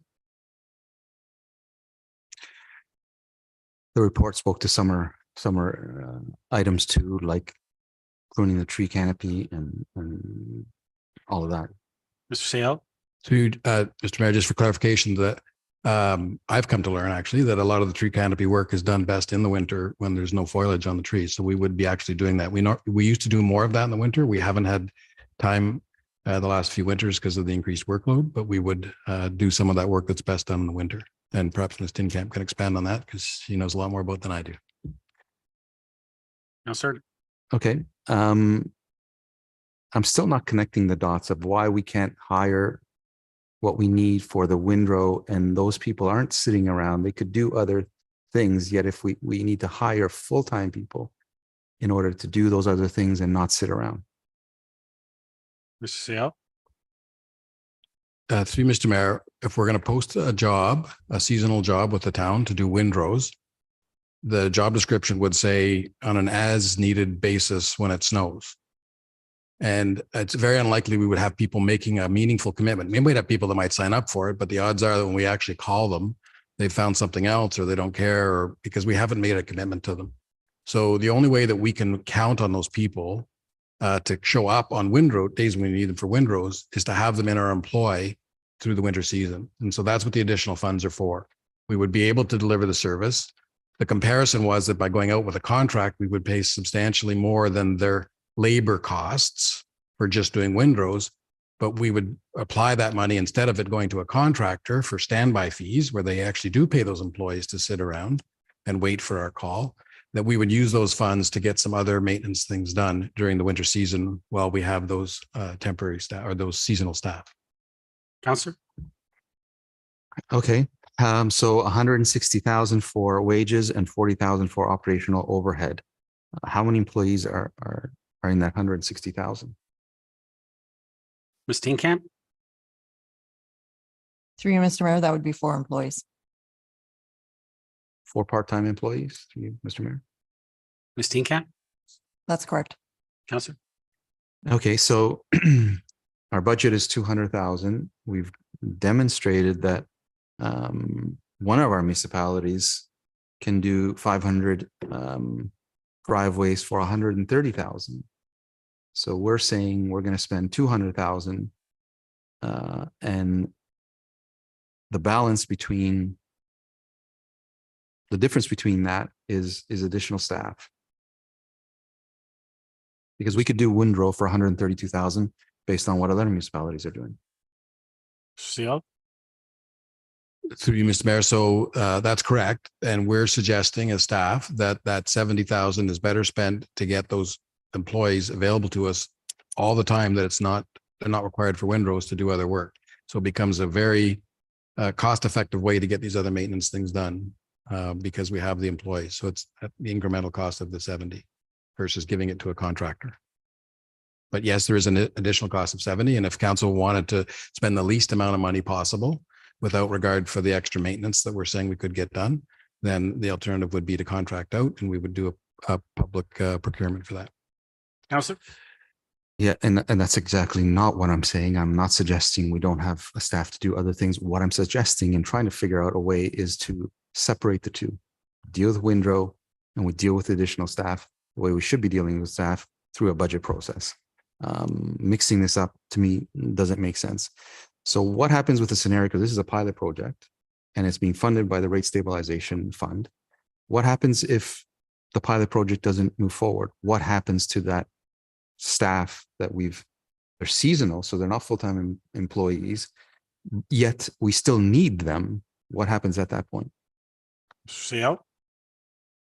To you, Mr. Mayor, the seasonal employees would be in a contract with us for a fixed period of time. And once the winter season is over, they would no longer be employees of the town unless we had another role for them or they applied for another position. The work that they were doing would stop being done. If we stopped it halfway through, then we would just not have their utility for those other maintenance things. And they would just fall into the same sort of category they are now, which is we're just behind in some of those things. Councillor? So does anyone have an issue with the funding model for this? Why is this being paid? Why are that additional staff that has nothing to do with Windrows being paid for by the rate stabilization fund? CO? Mr. Mayor, it can be paid another way. The recommendation of using the rate stabilization is basically to give us some time rather than putting it onto the levy right now. Give us some time to run a pilot, see what the uptake is, confirm the costs as we see them, and confirm that it's a good way to move forward. So after the pilot program, we would come back to council with a full report and either suggest maintaining the status quo or perhaps switching to a contract if it wasn't working out the way we planned. Or if the uptake isn't sufficient and it's more hassle than it's worth, it could be that we recommend no longer offering the Windrow service. So you could put it on the levy and fund it permanently. We just thought that given the number of unknowns, that it would be acceptable to run it as a pilot program and fund it through tax rate stabilization. But it's council's call in the end. Councillor? Thank you. I'd like to hear others, but I don't think it's an unknown because we're saying we need those staff. It's been pretty clear in the report that we need that staff and we're funding it.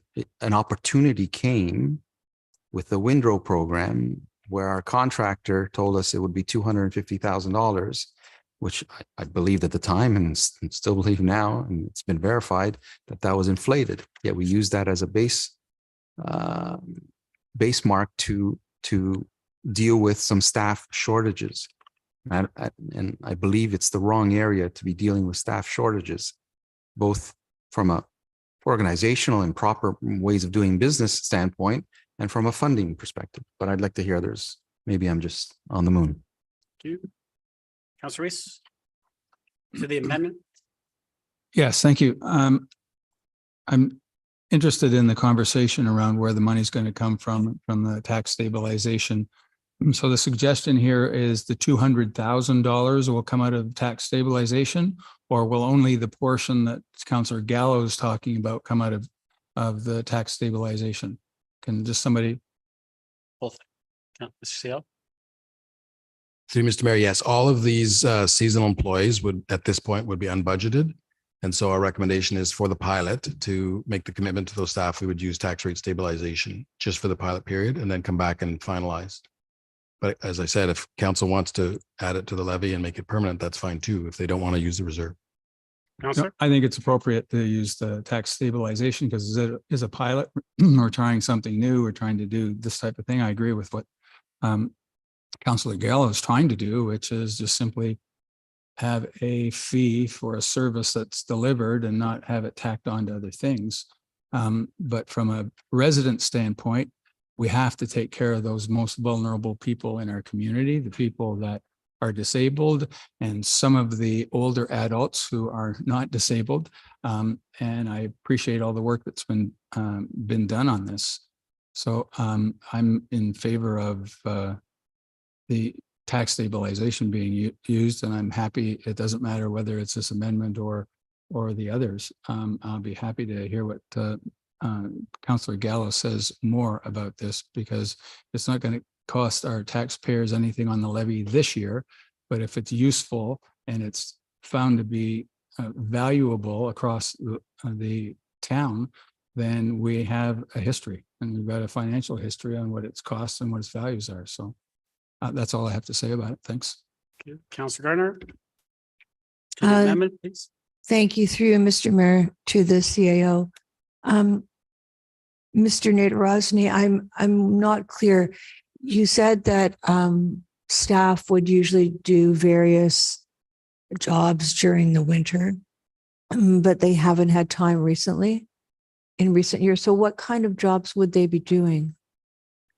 Mr. CL. To you, Mr. Chair, I'd probably let Ms. Tinkamp answer this more directly, but there's a number of changes in our service levels that have occurred over the years. Particularly the biggest one in terms of winter is all the additional rinks that we've added. And so all those rinks have to be plowed right after we do the streets, and they also have to be maintained on a regular basis. They're swept off, they're flooded, and so on. So that has never been, we've never added staff for that. So that's just an area where those people that normally would have done maybe some tree pruning or some of those other things have been tied up with those activities. So we can continue to do that. We're not saying we absolutely have to have more staff, but we are saying that we are starting to fall behind with some of those other things that those staff may have done in previous years. And so this is an opportunity to latch onto the Windrow pilot program and see if we can also make use of them to get caught back up on some of those other maintenance things. Councillor. Could I direct the comment to Ms. Teenkamp? What kind of activities would they be doing? Ms. Teenkamp. So through you, Mr. Mayor, they would be helping to support the winter rink program. They'd be doing street tree pruning, as the CEO mentioned. We do the majority of our street tree pruning in the winter months. We have a cycle. That's when you can most visibly see corrections that need to occur within the canopy. It's about lifting the canopy limbs from the street because of garbage trucks. It's about clearing sidewalks for clearance for snow plows, sidewalk plows and things. So that's the majority of the work that they would complete. In addition, there's many special events and things that we need to help out with through the seasonal months, right? So. Councillor. Thank you. It's not, well, it might be to the amendment, it's aside. These people would be trained.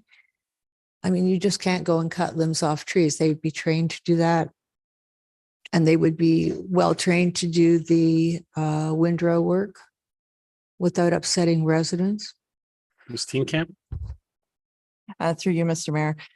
Certainly, yes, they would be fully trained. That being said, if they're maybe not trained up in specific areas, there is full-time complement that can cross-train and do some of those jobs. And then those people would be reallocated to where those full-time complement are and maybe take on some of their responsibilities where they don't have the expertise.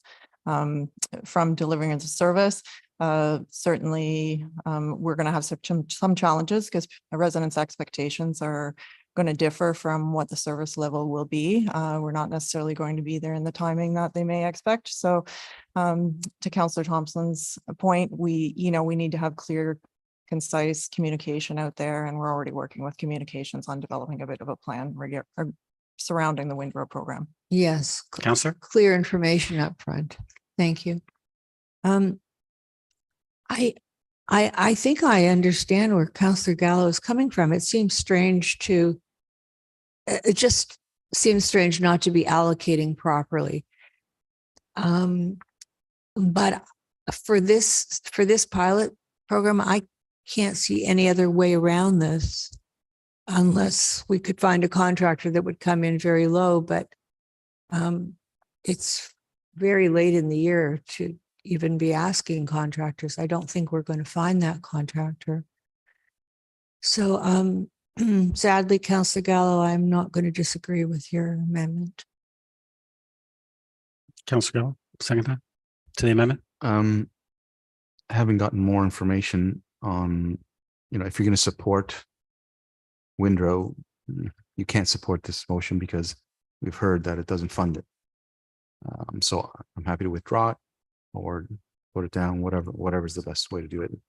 Doesn't make sense. I voiced my opinion on the process and I don't think it's the right way to do it, but I support Windrow. So. Okay, I'll just ask the seconder, Councillor Weese, you okay to withdraw this amendment? Thank you. Well, it'll be withdrawn. Councillor Gallo, you still have the floor from the original. You done? Any other members of council to the motion? Councillor Thompson, second time. Thank you. I just want to acknowledge Councillor Gilliland. It was her motion that first brought this to the table, and I'm glad to see that it's going to hopefully pass and get implemented. Great job. Thank you. Seeing no others, I will call the vote.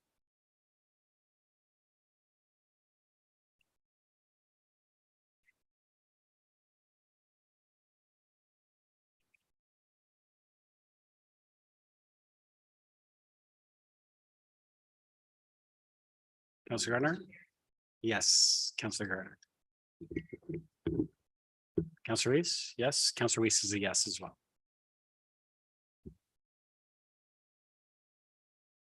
That carries. Council, we have 9 minutes. I'm going to try for one more and then we're going to take our break. So 8.2.5 is the mobile food and licensed beverage consumption at concerts in the park pilot update. Councillor Thompson, you pulled this one. Would you like to move as is? Thank you. Seconder, Councillor Gilliland. Thank you. Councillor Thompson, floor is yours. Thank you. Through you to Mrs. McDougall. I do have some challenges with the costs associated with it, but I guess I just want to, for my own, comfort level and for the residents, just to understand whether or not what we're proposing in terms of, let's call it subsidizing the event to pay for security and fencing and so forth, is not unique to concerts in the park, that we do this in other areas or other events. Through you to Mrs. McDougall. Ms. McDougall? Through you, Mr. Mayor, that is true. Our other events that offer alcohol, like Rib Fest, we do have and pay for the security for those events, but the costs recoverable does not cover those costs. So to your point, it's like a subsidization of an event to offer that level of service. This would be no different. Concerts in the park would be handled the same way. Thank you. I just wanted to make sure we're being consistent. Thank you. Councillor Weese? Yes, I too had the same kind of a question. And I asked last day about the number of patrons served as opposed to the number of drinks poured or given. Did you keep track of the number of people? Because they're talking about $10,000 or $11,000, but we're benefiting a very small number of people at this point. I realized this is a pilot. I realized that it was successful. I realized that there will be growth. There may be growth in the future, and our residents may appreciate it. But I'm really trying to get a handle on who we're spending the $10,000 on and how many of our residents are there. So did you go back and take a look at the number of people who are actually served? Ms. McDougall? Through you, Mr. Mayor, as far as the tracking, we did go back to the Armory and ask. They did not do a head count of specifically and recognizing person for person. So whether somebody came back for one drink or they bought 3 drinks, that wasn't a head count that was done. There was a total of 60 beverages sold in one of the evenings and 80 sold in the other, for a total of 140 over the 2 nights. As far as the level of security, as mentioned, I just wanted to, as you've raised it, I would like to reiterate that the report speaks of the level of security, whether it be pay duty or security personnel. And we do anticipate mitigating that as best we can so that the $10,000 cost could be mitigated going forward and be monitored. Because I know that that is certainly a concern for some as far as how much cost is going out. We went a bit overkill, I'll call it, on our first go of it because we wanted to make sure. We had no idea what this would result in. We do feel we can pull back at least until we monitor and see how the future goes coming forward. So the 10,000 may in fact be mitigated Counselor? Great. That's what I wanted to hear, because when I took a look at the YRP costs versus our own bylaws costs, I wondered if it was possible to take away one or take away both of them and put it in the hands of the bylaws. I know our bylaw people have different powers than YRP does. And so I'm just thankful that you're looking at those things to mitigate the costs. And I don't want to start saying we should be selling more in order to get the recovery of the cost. It's there as a community service to those people who need it and to create or want it and create the atmosphere that is intended. So thanks for that. Thank you. Any other comments or questions? Seeing none, I'll call the vote.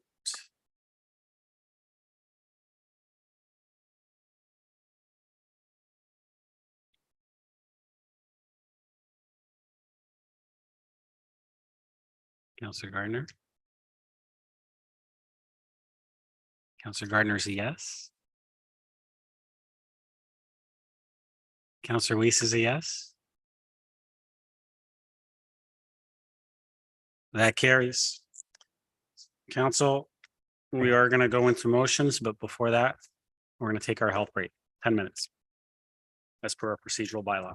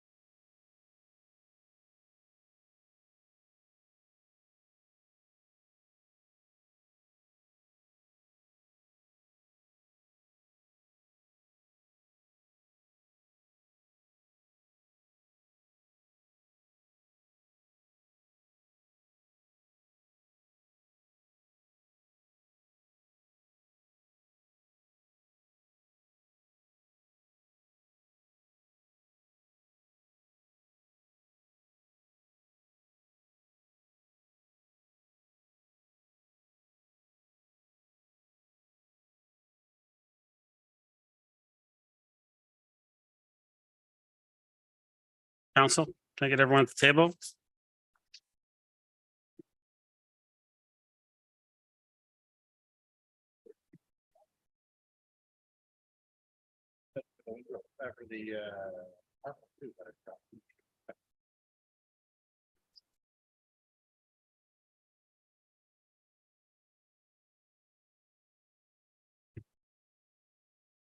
Council, move to 10.1.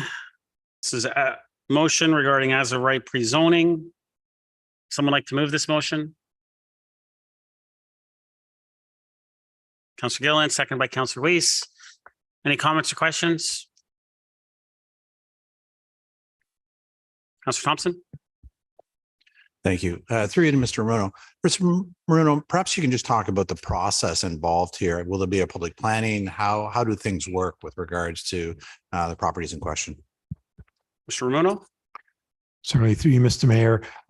If council provides direction to undertake sort of as a first phase of our comprehensive zoning bylaw update for the rezoning of our intensification areas, we'll report back to council with sort of a work plan, and it would be to focus on then, engaging public consultation and having a formal public planning meeting similar to our official plan review, but it would be focused on, rezoning these intensification corridors with the appropriate sort of heights as per our official plan, which, should be brought forward sometime this fall to council. So it would follow the, public planning process. There'd be complete public engagement, but it would be on a townwide basis, in particular for these areas that have been identified in the motion, which I think are appropriate. There are intensification areas as identified in our current OP and our new updated OP. Councillor? Thank you. Through you again, Mr. Mayor, to Mr. Ramuno. So you mentioned the comprehensive zoning bylaw and what we've done in the past. Would it be a similar process in the sense that we would make every attempt to contact all of the owners of these properties to notify them? Or, how would that work in terms of communicating out that we're going through this process to, in case anybody had any concerns or wants to participate? Mr. Romano? Through you, Mr. Mayor. I mean, that is a good point, because if we're dealing with zoning specific properties, we would certainly want to ensure that we engage all those property owners that are going to be affected. So it wouldn't just be, ads in the paper or notices on our website. We would want to do individual mailouts to all those affected property owners that are being considered for as part of the rezoning program. Councillor? Thank you. Final question again through you to Mr. Moreno. So if I understand the motion correctly, if it gets approved tonight, then once the OP gets approved, we would then you would present a work plan, so to speak, to council outlining next steps with the goal of finally doing this as a right rezoning. To you, Mr. Mayor. Exactly. Okay. Thank you. Thank you. Councillor Gilliland? Thank you. I believe that was the last question there through Mr. Mayor, Ms. Ramuno, just for clarity. So I don't see it in the therefore be it resolved. So will there be a report back to council to look at it before? How is that process going to look? Mr. Romano? Through you, Mr. Mayor. Yes, exactly. As per Councillor Thompson's comment, we would then provide a general information report to council, seeking direction to embark on this sort of work program, and we would outline the various steps and the process involved. We may need some assistance, external assistance as well. It's something we'll still have to look into. I think it's something we may be able to handle for the most part in-house with our current staff, but we will come back sometime in the new year after our OP is approved with a work program and identify the next steps forward. And the initial steps would be holding public open houses and a public engagement process to let everybody know in town, and specifically those property owners, what the plan is with respect to bringing their lands into compliance, into conformity with our official plan. Councillor? Thank you. And it does say key thoroughfares, so not necessarily a regional road, and I imagine that's because part of Yonge and Wellington there, we want to encompass that promenade area or the BIA area. Would that also include like industrial parkway, for lack of a better term, as an example? Mr. Romano? through you, Mr. Mayor, it would include the intensification areas identified in our official plan. I mean, there are really 3 or 4 key areas: the GO station area, the promenade along Yonge and Wellington, and then the local corridors and the regional corridor that have been identified for intensification within our official plan. Yonge Street, all of Wellington, Leslie Street, Bayview. Yeah, all those corridors as identified in our current official or new official plan. Councillor? Thank you. Okay, I appreciate that. And, you know, I do think this is a really good idea because it does help streamline things and speed things up a little bit. However, it does give the ability if somebody wanted to go above and beyond the as of right that is predetermined by this process, that they could still come back and make an amendment and come to council and make those changes. Correct? Mr. Romano? Through you, Mr. Mayor, that's correct. Yeah. Okay. Councillor? Perfect. Great. Thanks. You, Councillor Weese? Yeah, my other comment is when getting in touch with people, I'd like us to now start thinking about our ratepayers associations who have significant number of people who can be informed of these things in a very short time period. So Town Park Area Ratepayers Association and our own BIA, because they're along that area, and those landlords will be important. So I just want to make sure there's a fulsome notice to all of these people in these areas. Thanks. Thank you. Councillor Gardner? Thank you. Just to make sure I'm clear. So this would be on all of these streets. This would be land that's designated is not the right word, but when the consultant came to us to talk about development, these are all of the lands that they pointed out that would be appropriate. Mr. Romano? Through you, Mr. Mayor, yes, that's correct. Thank you. Any other comments or questions? Councillor Kim? Through you, Mr. Mayor, to Mr. Romano, can you give us some illustrations in history where, as of right, pre-zoning has been, whether it be successful or unsuccessful? Can you give us an indication of the experience of other municipalities, please? Mr. Romano?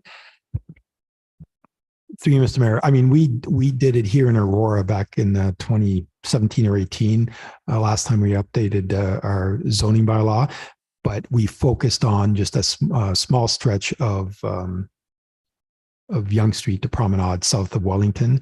We revised the zoning, which was the old, commercial zoning, to reflect the new promenade designation. So a lot of municipalities are looking into it. I think Toronto is also, if they haven't done it, they in some areas they may have.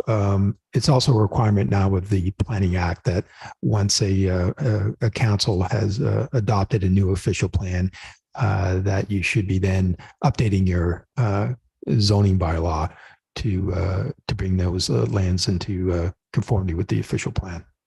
Councillor? Thank you. That's all. Thank you. Councillor Gardner, second time. Through you, Mr. Mayor, to Mr. Romano. Mr. Romano, there are houses situated along Yonge Street in the promenade area that are being used for commercial purposes, or may even have them mixed. So you're not talking about changing the zoning on commercial properties or mixed use properties, are you? Mr. Romano? Through you, Mr. Mayor, again, it's something we've got to take a close look at, but within those corridors, we would have to come up with the appropriate zone categories, but also the uses to reflect the official plan heights. For instance, in some areas of town around the GO station, where we've got maximum heights of 7 stories, the zoning bylaw would reflect that permission to permit a residential development up to 7 stories in heights. But we would also need to, in some instances, recognize the existing uses that are there. And again, our official plan also in some designations permits mixed use designations. So we would have to take a close look at ensuring that we are not removing anybody's right to continue on with their current use, but we are looking at bringing the lands into updating the zoning bylaw, as per the official plan. Councillor? Thank you. I think my question is important because we need to keep that. I mean, we don't have many vibrant, complete community areas in Aurora, but that certainly is one of them. So we need to ensure that we keep the services for residents. Thank you. Do you, any other comments, questions? Call the vote.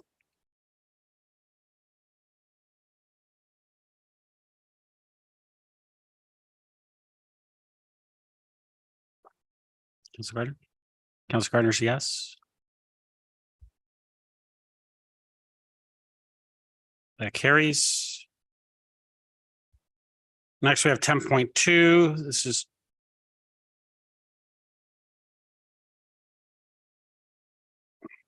sure, if we think the other two are going to not be quick, sure.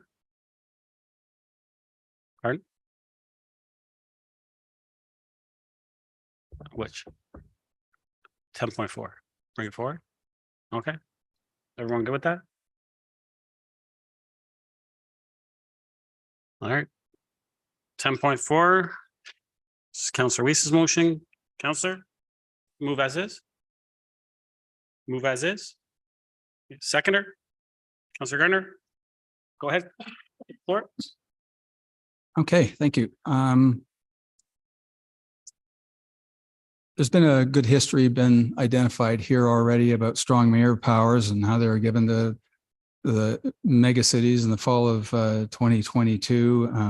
A number of other items, the green belt, and thankfully that was walked back just last week. The offer was extended to 29 municipalities a year ago, with populations at or about to exceed 100,000. I've already reported on what's happened with those strong mayor powers. The AMO conference came around and the premier offered Aurora as well as 20 other municipalities for strong mayor powers. So whether this scheme is going to work or not, it will come with time. I'm not optimistic, as I said before, with respect to the pledge. But the real issue is what's happening with the powers extended to mayors to override official plans of these communities, as well as disruption of local governance. According to our legal advice, as long as the mayor submitted a commitment to the provincial pledge of 8,000 units and Aurora follows up with a plan to reach those numbers, then strong mayor powers will be granted. The items tonight are for discussion and to identify the logic of the pledge, how powers are or are not going to be used, and to hear council feedback. It makes sense to hear what democratically elected officials and representatives think about this important topic. Mayor Mrakas, during the most recent campaign, made public comments about strong mayor powers before the election and before they were considered for our community. He was quoted in the Aurora as saying strong mayor powers were not necessary and not needed. But at that point, the provincial government had limited powers to communities with larger populations.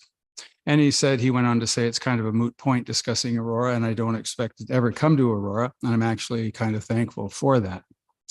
Then on August 23rd, prior to the announcement at the AMO conference, Mayor Mrakas was quoted in Newmarket Today saying there could be certain situations that arise in the future where strong mayor powers could be useful, especially when it comes to accelerated housing. But overall, I don't think it's a tool we'll necessarily need. Our mayor has always been a staunch advocate for Aurora being defined by Aurora and not to accede to outside pressures. And I thank him for that. And that's kind of where we are right now with this.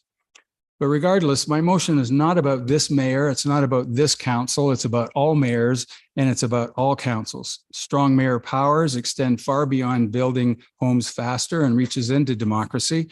So that's so valued by most people.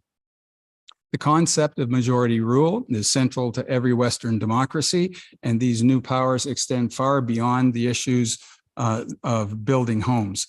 It extends to the hiring of a CAO, hiring and the firing of certain municipal department heads, and this comes right from the provincial website, and reorganizing departments. It's allowed creating committees of council and appointing chairs and vice chairs, proposing the municipal budget, with council vetoes and council override processes in place. It allows vetoes of certain bylaws that in the mayor's opinion may interfere with provincial priorities that would then require only a 1/3 majority to pass. As one of the mayors in the Northern Six community stated, these powers are a virus that will affect local governance for decades, and I believe that's possible. I'm opposed to these strong mayor powers, and I'm eager to hear what the mayor and my council colleagues have to say about them. I hope that the majority of council members will support this motion, and doing so declare that they respect the residents who voted for them, will support the democratic rights to govern our municipality, and will vote for retaining local municipal control of our destiny. Once approved, it will be sent to the Premier, to the Minister of Housing, and to each municipality in Ontario who may be struggling with their own local circumstances and their conscience. Thanks. Thank you, Councillor Gilliland. Thank you.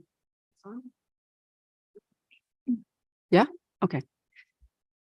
Councillor Weese, thanks for bringing this motion forward. I know this was brought forward because we are treating it separately from the housing pledge. And that is how we were advised by council, legal counsel as well.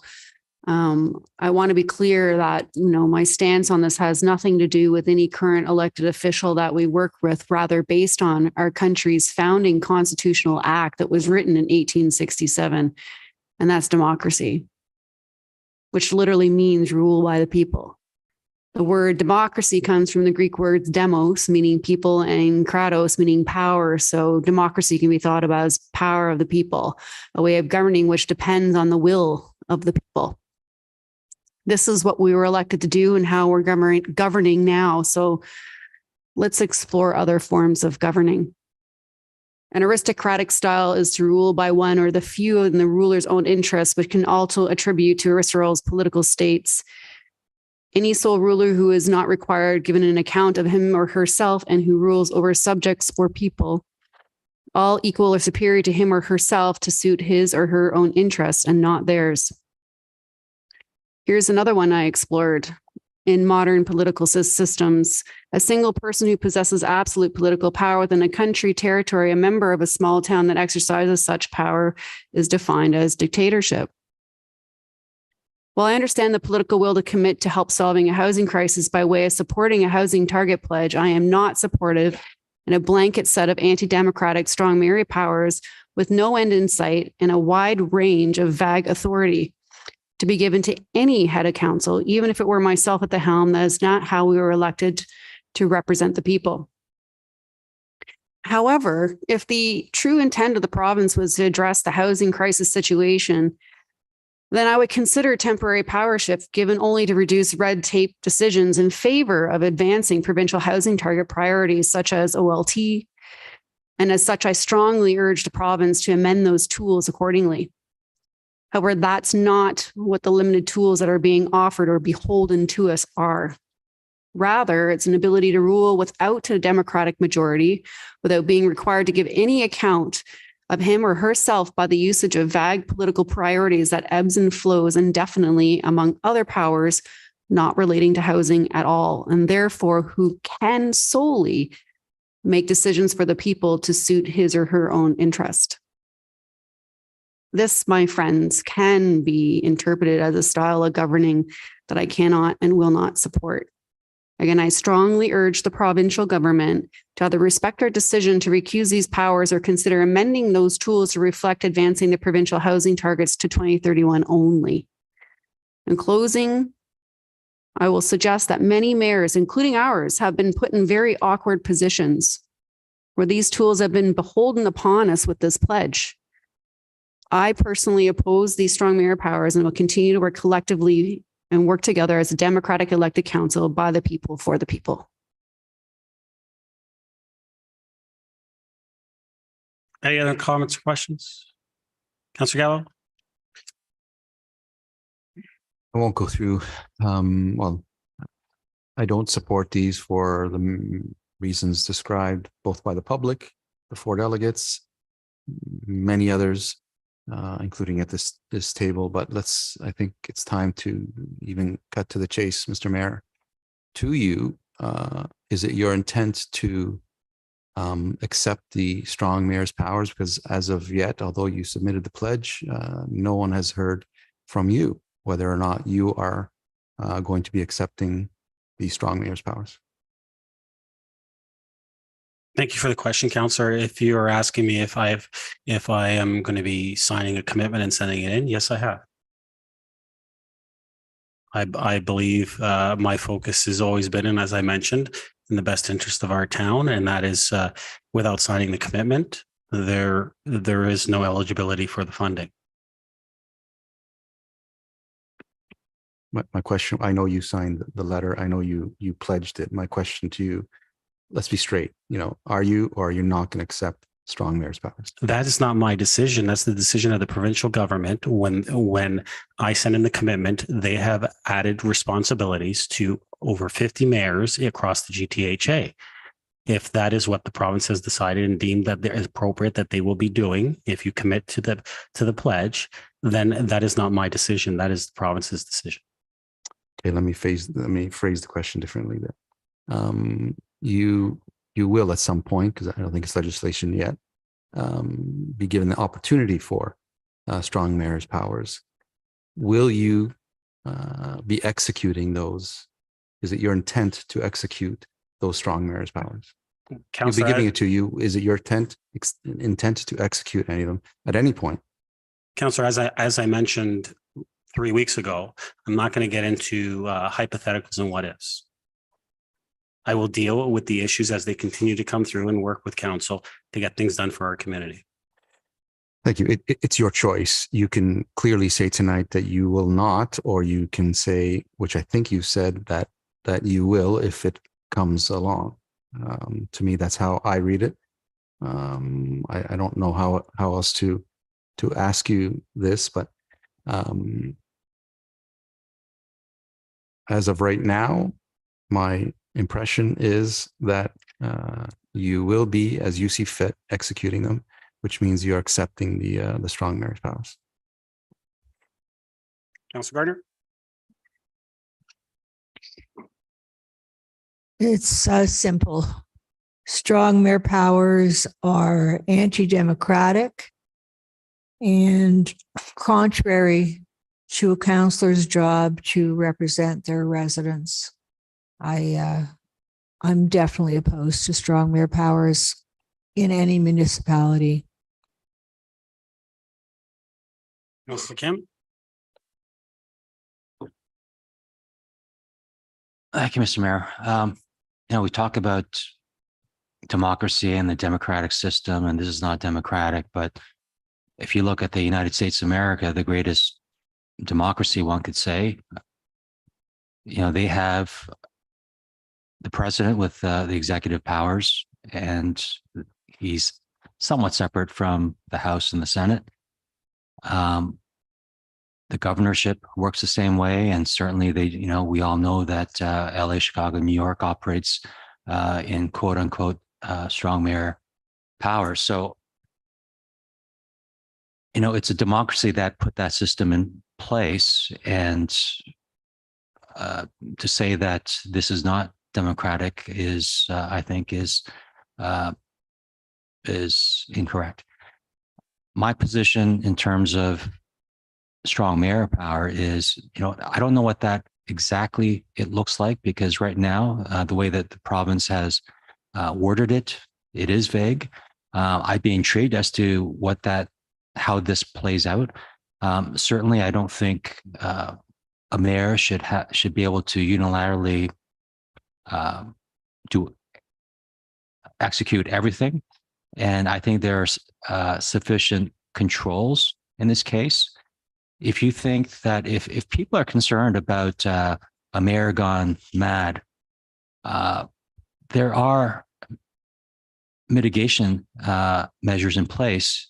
For instance, you just need 2/3 of council to offset whatever the mayor is deciding upon. And unless you think that there's 2 other councillors who are also mad, then it'd be certainly a bad year for everybody, wouldn't it?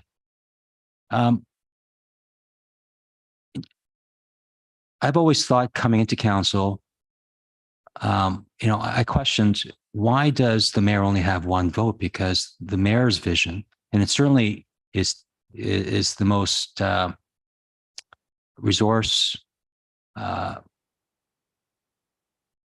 needing position to run for, and it takes a lot of resources, takes a lot of effort, and you're running because you want to put, your vision, which others have instilled in you through your communication with residents. And I always thought that the mayor should have a little bit more leverage than a councillor, because it certainly requires more resources to get there. Otherwise, why bother having a mayor? If you look at, people look at Chicago, Richard Daley as being a bad example, but then you look at Michael Bloomberg in New York City, who's very much a very benign mayor, who had a lot of successes in creating a very diverse community into a very unified and a very well-run city during his reign.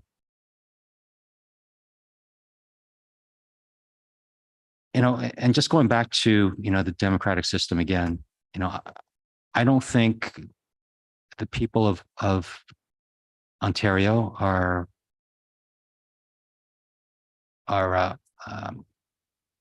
irresponsible, or they were not aware of the premier's leanings. I mean, in 2014, after he lost the 2014 mayoral election in Toronto, he said, if I ever get to the provincial level of politics, municipal affairs, the first thing I would want to change. I think mayors across this province deserve stronger powers.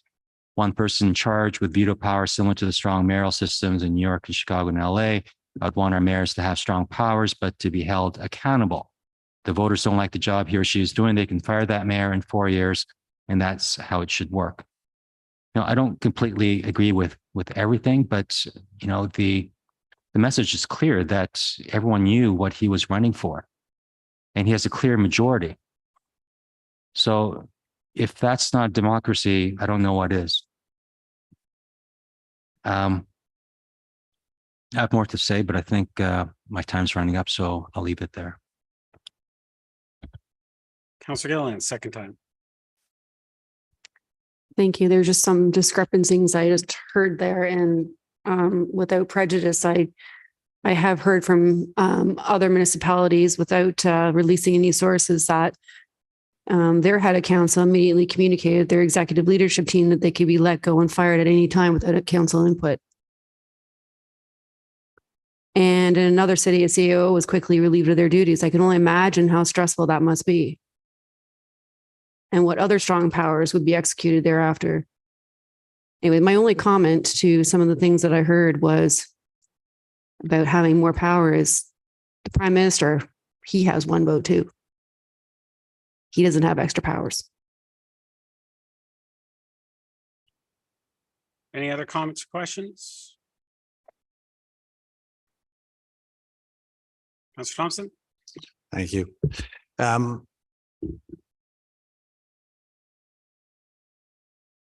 I certainly appreciate everybody's opinion on the matter, but just to speak to the point made about it being undemocratic, it is true. The strong mayor system has been in place for decades in the United States, and many cities have it.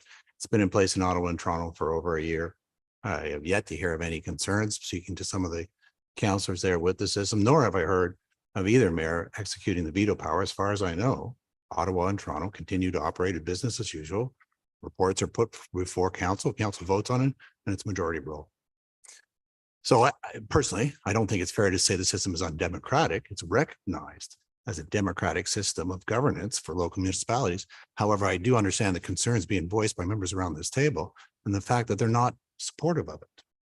They prefer the status quo, what is currently in place. And that's fair. That's their opinion. But it's also important to remember the council has a fiduciary responsibility to the taxpayers, and we must ensure the municipality does not lose potential funding sources at a time when, as it was shown earlier, we are losing revenue.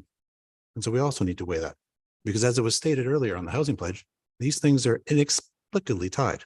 It is deliberate that the provincial government put forward the pledge, the strong mayor powers, and the funding. Our solicitor has confirmed this. And so this is no coincidence. And so council's already committed to the pledge. The mayor is already committed to the target. So the strong mayor's powers are coming. It's a question of what's going to be done going forward. And as I said before, we're all accountable to the public. There is a process in place that should the mayor ever utilize that veto power, he needs to explain it both in writing to the members of council, but to the public, and they'll be the judge.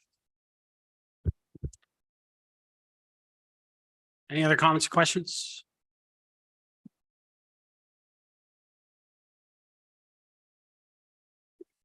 Call the vote.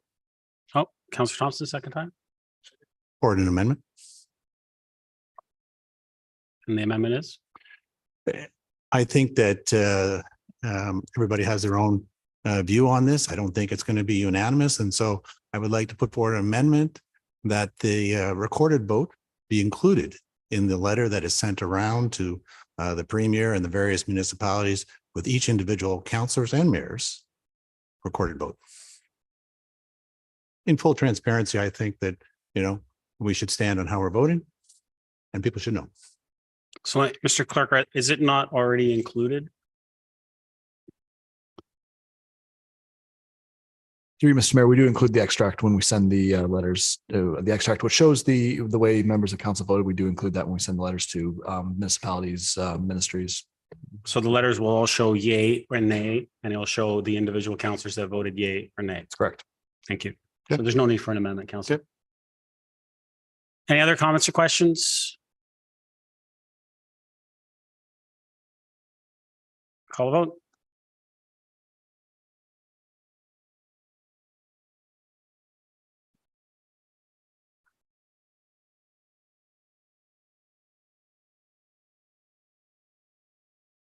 Councillor Gardner. Councillor Gardner is yes.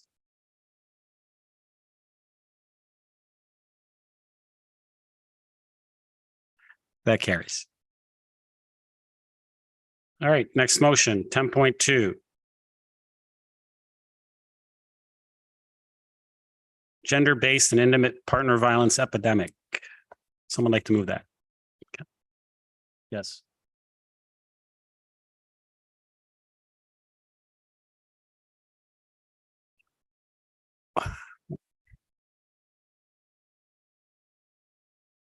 It's up to your colleagues. I mean, I guess reconsideration. Or we're not even done the meeting. I don't know. Mr. Clerk, it's up to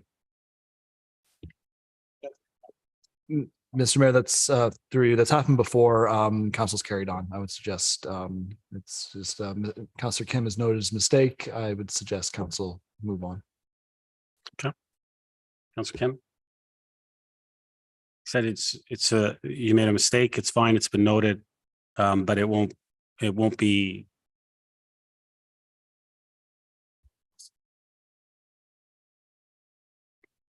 Yeah.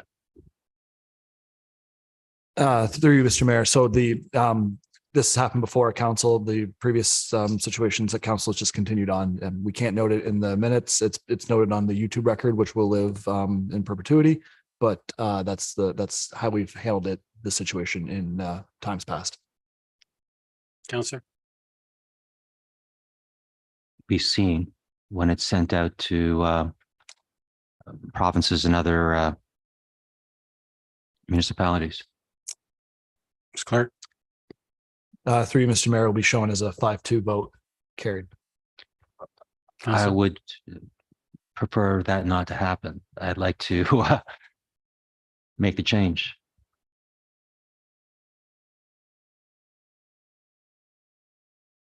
So council, it's up to you, all of you, if you want to allow for a reconsideration to just re-vote, do the vote for your colleague. Otherwise, it'll stand as a 5-2. So I'll leave it in your hands. Councillor Weese.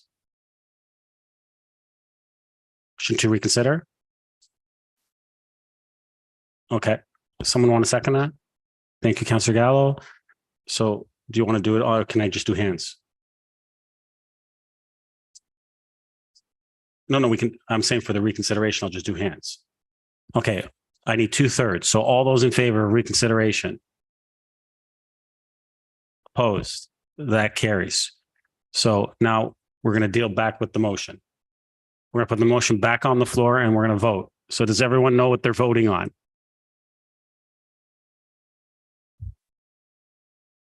Councillor Yao? Go ahead. I just want to, the irony of democracy. All right, let's get this back on the screen. It'll take a second. I'll reiterate one more time. Everyone know what they're voting for. Okay. We do not want to do a third reconsideration or a second reconsideration.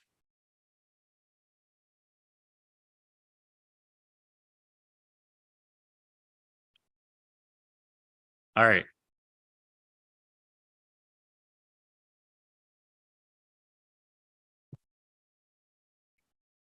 So we're going to call a vote.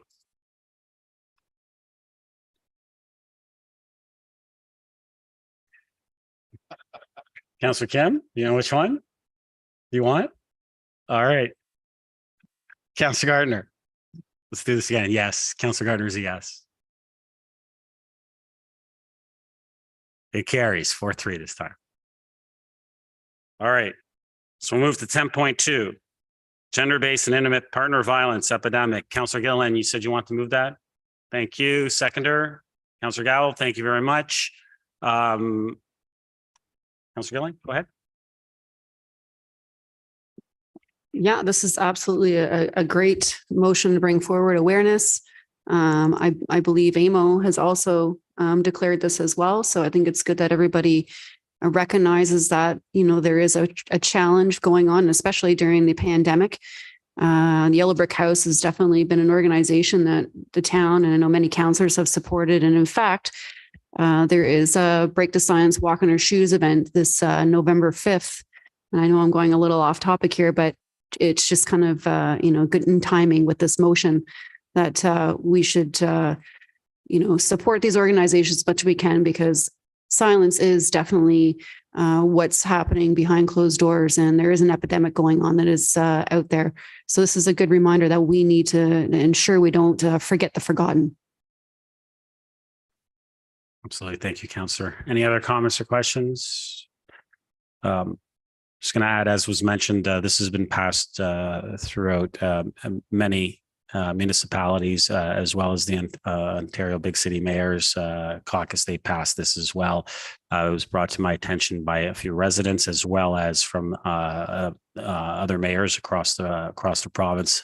And I've always believed that it's important for us to, you know, stand up when we have issues like this, and specifically rally together to ensure that things change, because intimate partner violence is absolutely in all forms unacceptable and should never occur. And we've seen a rise in those numbers during the pandemic, and that is why this is an epidemic. And you know, it's disheartening when you hear what's happening. And I'm glad that that we will be. It sounds like we will be passing this and joining with our colleagues right across this province and stand united in saying that intimate partner violence needs to end. Councillor Garner.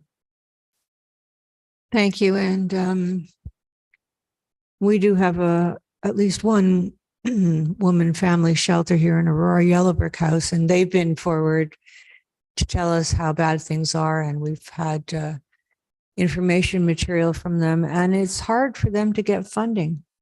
And it's an expensive thing to do well. You have to nurture and protect the people who've come to you. And I hope that the governments will provide some of the resources to meaningfully address this. But in the meantime, I congratulate our own Yellow Brick House for the wonderful job they do. Absolutely. Thank you, Councillor. Any other comments or questions? Councillor Gilliland, second time. If I may, Mr. Mayor, just mention the location of this event for the Yellow Brick House Break the Silence is Sunday, November 5th. The location is at St. Andrew's College from 10 a.m. to 12. So please check it out at yellowbrickhouse.org. Thank you. Any other comments or questions? Call vote.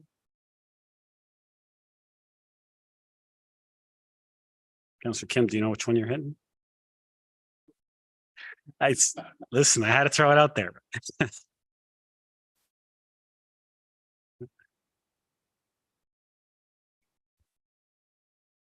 Councillor Gardner? Councillor Gardner's yes. That carries unanimously.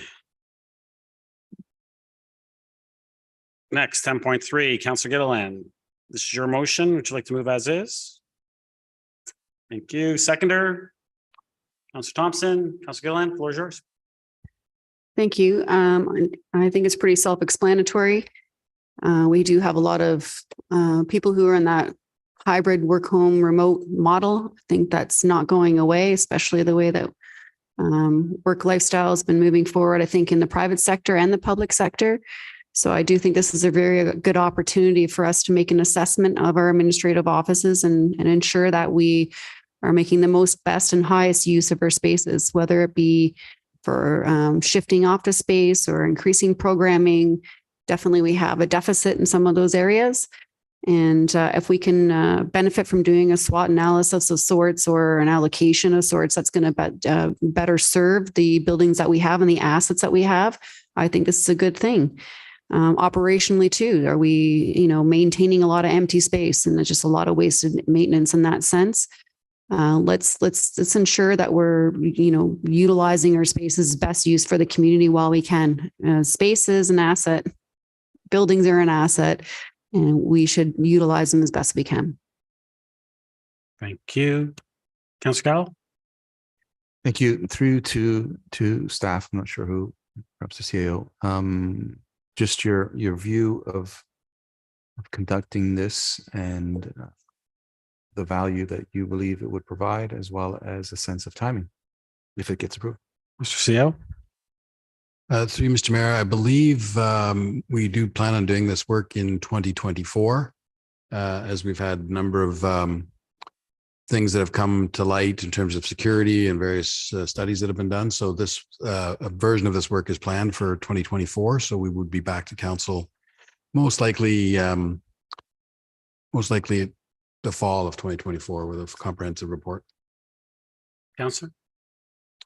Okay. Through you to Councillor Gilliland, did you have a sense of timing of when you wanted to see this? Councillor? Excuse me. Thank you for the question. Through Mr. Mayor to, I believe it was Miss McDougall, we were chatting. We did have a preliminary chat. I think that there's some preliminary work that's gone towards this, and I'm hoping to see something come in this budget.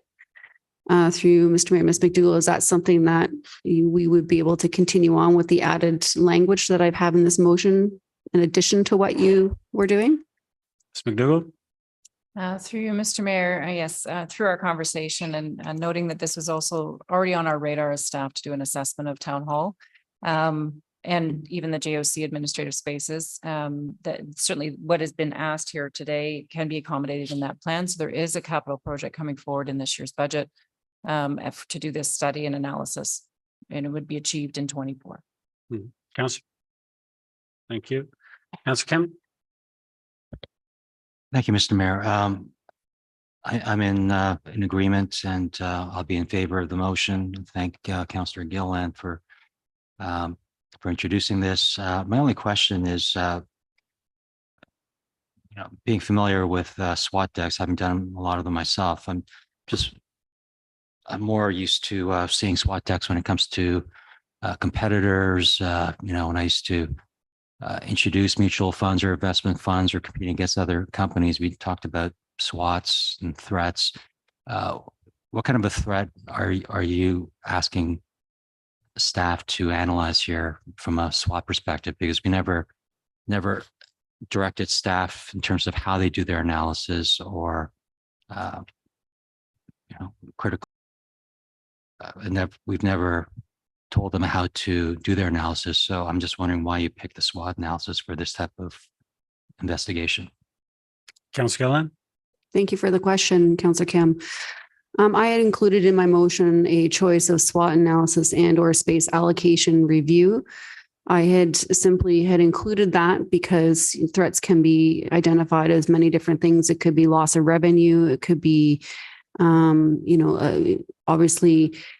the implication of, are we going to be maintaining this space for a good use or a bad use? Really, at the end of the day, it's about, liability versus an asset. And if a SWOT analysis is the best way to go about it, then staff will choose that pathway. I've given them the opportunity to include that in the budget. From what I understand, they are going to be seeking out a consultant for that. And within collaboration with the consultant and their expertise in this, they will decide what best pathway forward. I wanted to include both options in there, so that budget was there for that. Councillor Kim. Thank you. Any other comments or questions? Call the vote.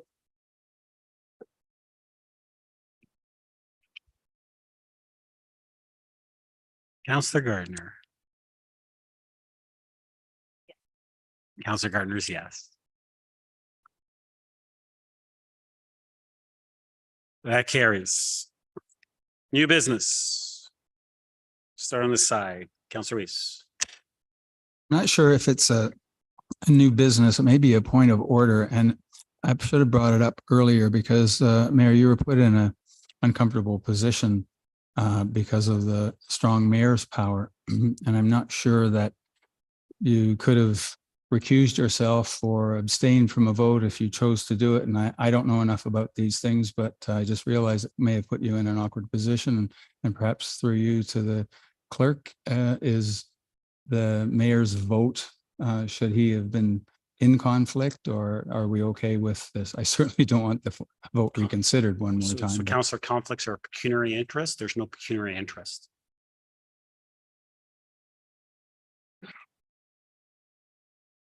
I mean, ultimately, it's my decision, and there's no pecuniary interest. And I see the solicitor not nodding her head. Yes, there's no pecuniary interest. So, and I was not in. I dealt with, just to reaffirm, I was not in an awkward position, and I did not feel uncomfortable. It's my job. It's what I do for the residents of this community. Okay, thank you. Thank you. Nothing. Councillor Gilliland, new business. Councillor Gardner, new business. No. Councillor Thompson, new business. Councillor Gallo, new business. Councillor Kim, new business. Okay. Bylaws. Someone like to move that? Councillor Kim, seconder. Seconder. Councillor Thompson, thank you. Comments or questions on the bylaws? Seeing none, I'll call the vote.